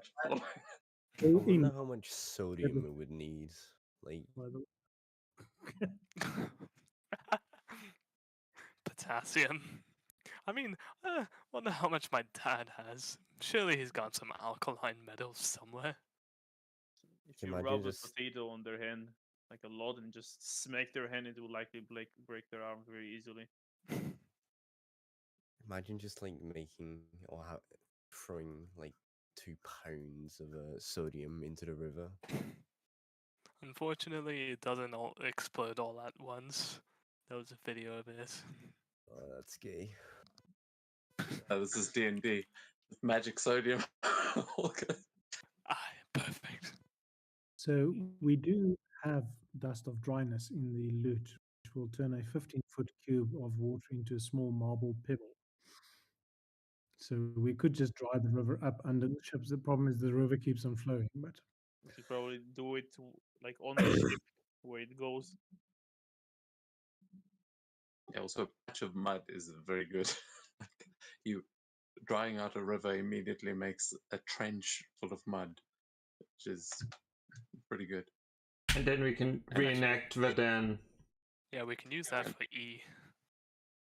remember, cantrips like shape water and shape earth can move like 5 feet of stuff at a time. That's like you can click your fingers and dig a grave. It's pretty overpowered if you use them for creating defenses and things like trenches and stuff are no challenge to a caster. Once you're in a trench, if you manage to like, not sure how rivers work, but if you raise like a small part of the river on like, underneath it, I'm not sure if the river will just be a bit higher or just the water level will go down. And if they continue on the river, they'll smack into like an underwater hill. Yeah, The that a river would sandbank can be very bad for a ship. The river would slow down, I think, but still look mostly the same. yeah, it's not big enough, unfortunately, the area of effect to really influence it. How wide are these rivers, by the way? We're just assuming we can cross from the one side to the other quickly. I mean, you can have a look at our ships. Well, I've just been using those as a scale of reference. Like 40 Reference feet of wide, scale. at least. I mean, those are probably, I don't know if those are perfectly no, actually those are right, because it's the same that's those are about the right scale of what would be going up and down the river. So it is not that wide. That is the river that crosses over to Gorm's house, which you guys cross over all the time. But that is like the widest river there. So the other ones are not necessarily big enough to get a long ship up, other than the one you've been discussing there that goes to the bridge by the graveyard. Probably it's well within like a stone's toss. Yeah, but I'm thinking, how quickly can a band of fighters cross from get the to just tie some of these logs together and make like a quick and dirty log bridge thing that we just lay over the rivers where we're wanting to run. So Yeah, that's fairly easy to do. Is also there going into the town. There is a magic bridge that leads from Gorm's house over to the rest of the town, and that only you guys would know the sigil to raise that bridge. But it's a pretty simple rune that you draw on the log, and it just raises up above the water and then drops back down after it's not being used anymore. So you can easily get across that bridge for anyone that knows that rune, but the enemy probably won't.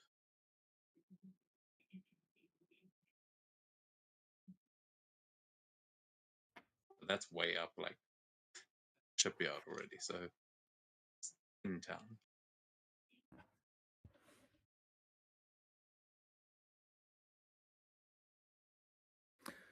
Right, so from Svenya's side, we planned for battle. I don't know how much stuff Gorm and Mikko are going to still make,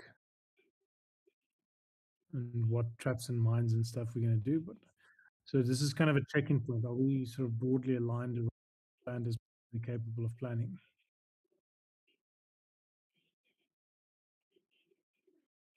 Yeah, I think at this point like y'all will feel like you've got enough of a plan to go on and start sending people on their way to actually start doing these things like crafting whatever they need to craft. But yeah, I mean it is getting late. We're going to wrap up here over the next 10 minutes, but if there's any extra things that you think of during the week, let me know. So yeah, don't come up with whole entire new plans. We will. But yeah, No what do you? Sorry. plans of contact with the enemy anyway, so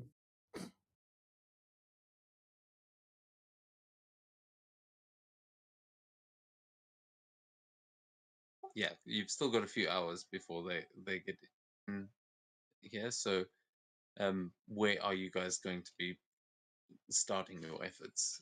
What are you going to be building, or who are you going to be directing first? I'll go with my mother to the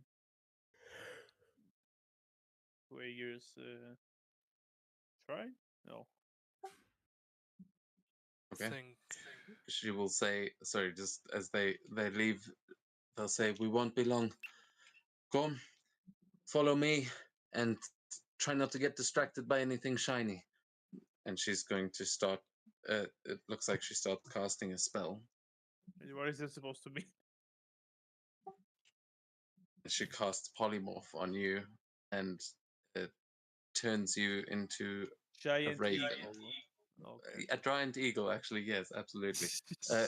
And then will wild shape herself into a giant eagle as well, and try and get you to follow her. But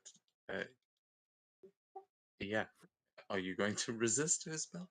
No, she's my mother. She knows best. Okay, so are you following her into the sky as an eagle as the two of you soar?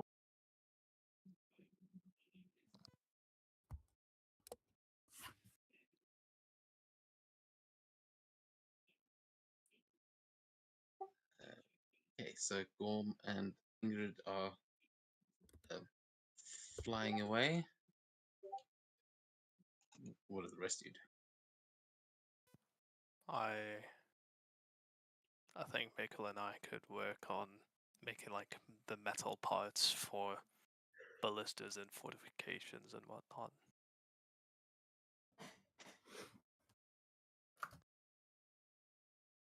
Let's see. Miko? Okay, requires. Right, so ballista requires 10 parts, 5 low scraps, 4 quality branches, 2 units of lumber. That's just the parts that are expensive. To be fair, my dad's a merchant. He could probably offer a lot. Yeah, between your fathers, you'd be able to come up with that. You're not too short on materials for this. Okay. Let me find No, it might yeah. not be. Oh, sorry. Go ahead. So it's gonna take us 8 hours to craft it. Yeah, but with I more mean- people, it will take less time. True that. So how many? Is it just us two? What's working on it? You can ask Well- your father, maybe my father as well. Yeah. It's at least 2 more people. Then we could probably get more. Yeah, both of them are pretty much master craftsmen, so they would count as like 4 people each in this. Also, I know. Yeah, he's there as well. He does not count as 4 people, but he's there. 4.5. I think Einar should just make palisades. That's a job Have- fit for him. Yeah, your father says yes. That is a very good idea. I know you heard it. He looks very disappointed. Considering the last stunt he tried to do, that's a fitting. Yes. In any case, so what? We've got 2 master craft. That's 8. So 10 people total. How exactly does that affect the check? Yeah, the rules say like technically they won't necessarily affect, but if the DM says otherwise, then it's Oh, up yeah, to him. true that. Yeah, I'd say with the full team, I'd say you'd be able to complete it in. It's supposed to be 8 hours, right? Yeah. Yes. Okay, yeah. So you'd be able to complete it in about 4.5. But you'll still be working. By the time if that horn does go off, you'll probably still be busy with it. Okay. But yeah, about 4.5 hours if all your checks go well. Right. Okay.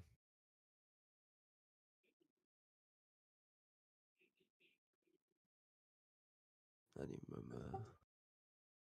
Yeah, that you could also delegate the team to be working on that. You've got some Goliaths that will be able to help with that and with the palisades that like they can carry a lot of lumber at once, and it will help speed up the process. But if you want to take care of other things as well, you can do, and we can leave you can delegate the checks. Okay.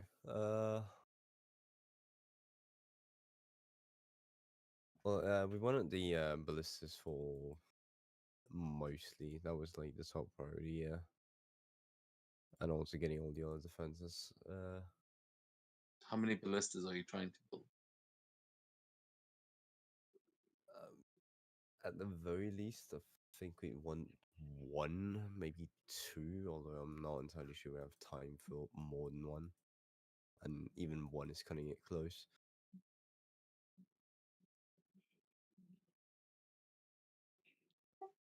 One large ballista.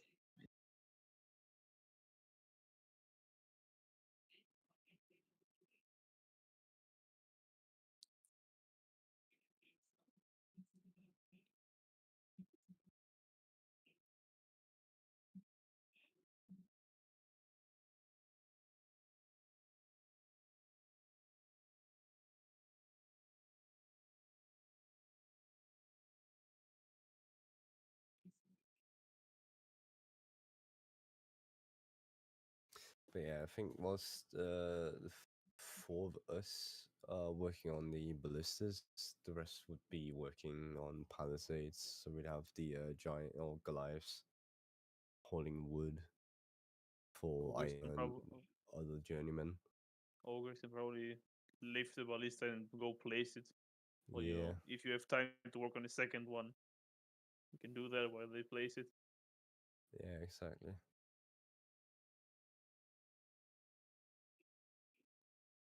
And then we'd also need to make the bolts for the ballistas as well. Yeah. I don't Yeah, I think think that'd be it's too difficult. yeah, it doesn't. I think the palisades, like some of them, instead can be make bolts. I think they pretty much the same. A metal tip and a I wooden don't think you even rod. need a metal tip. Yeah, true.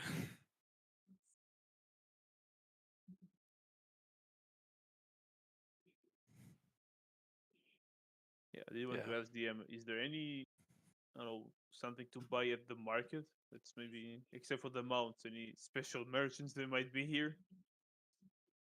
Because we didn't really talk about it like once we got back from the expedition. Yeah, that is a good point.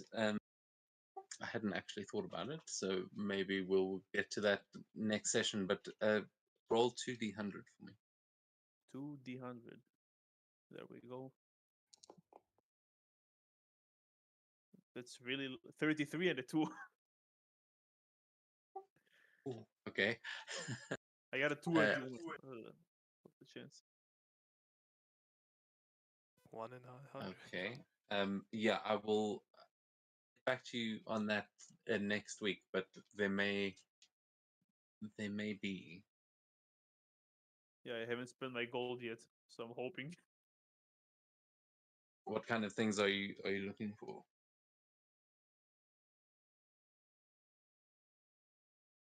I don't know, armor or weapons. If he has explosives, I'll buy the explosives. Like anything except mounts, I guess, because we do have a mount that sells mounts.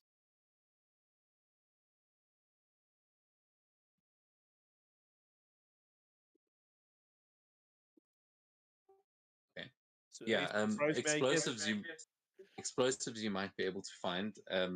You might be able to find some simple ones, but I will get back to you on what you can find in the market for Okay. next week. Maybe the dwarves, if they're mining, maybe they have some explosives. Oh, actually, you know what you will see when you go to the market, you will see that Nilmir, Ursula's mother, is furiously hard at work. You will see that there are just sparks flying from inside her workshop, as she seems like she has been working since the feast, um, and you're not sure what she's working on, but you can see that the when you're at the market looking for people, you'll hear there's a lot of work going on there. What is her profession? She's the stone cutter. Uh, what's it called? Mason. Yeah, okay. Yeah, but she also makes rune stones and things like that. She's dwarven as well. She does a bit of magical tinkering there. Got it. But yeah, she's been working since the feast. It doesn't seem like it was related to the raid.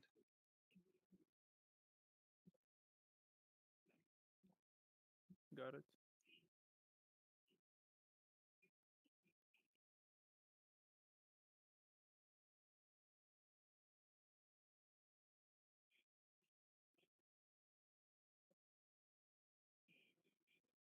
Okay, yeah, I mean we are going to wrap things up here. But is there anything I'm missing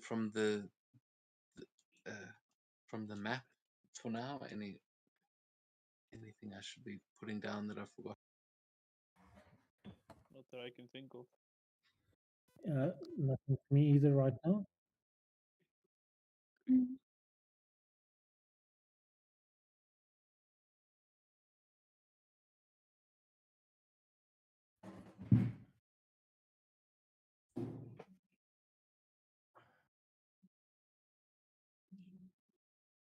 Okay. Well, if there is nothing else, then do let me know during the week if you think of anything. But we will leave the session there, and I'll probably have to go back to the stream to make sense of what Everything. you've actually drawn here. But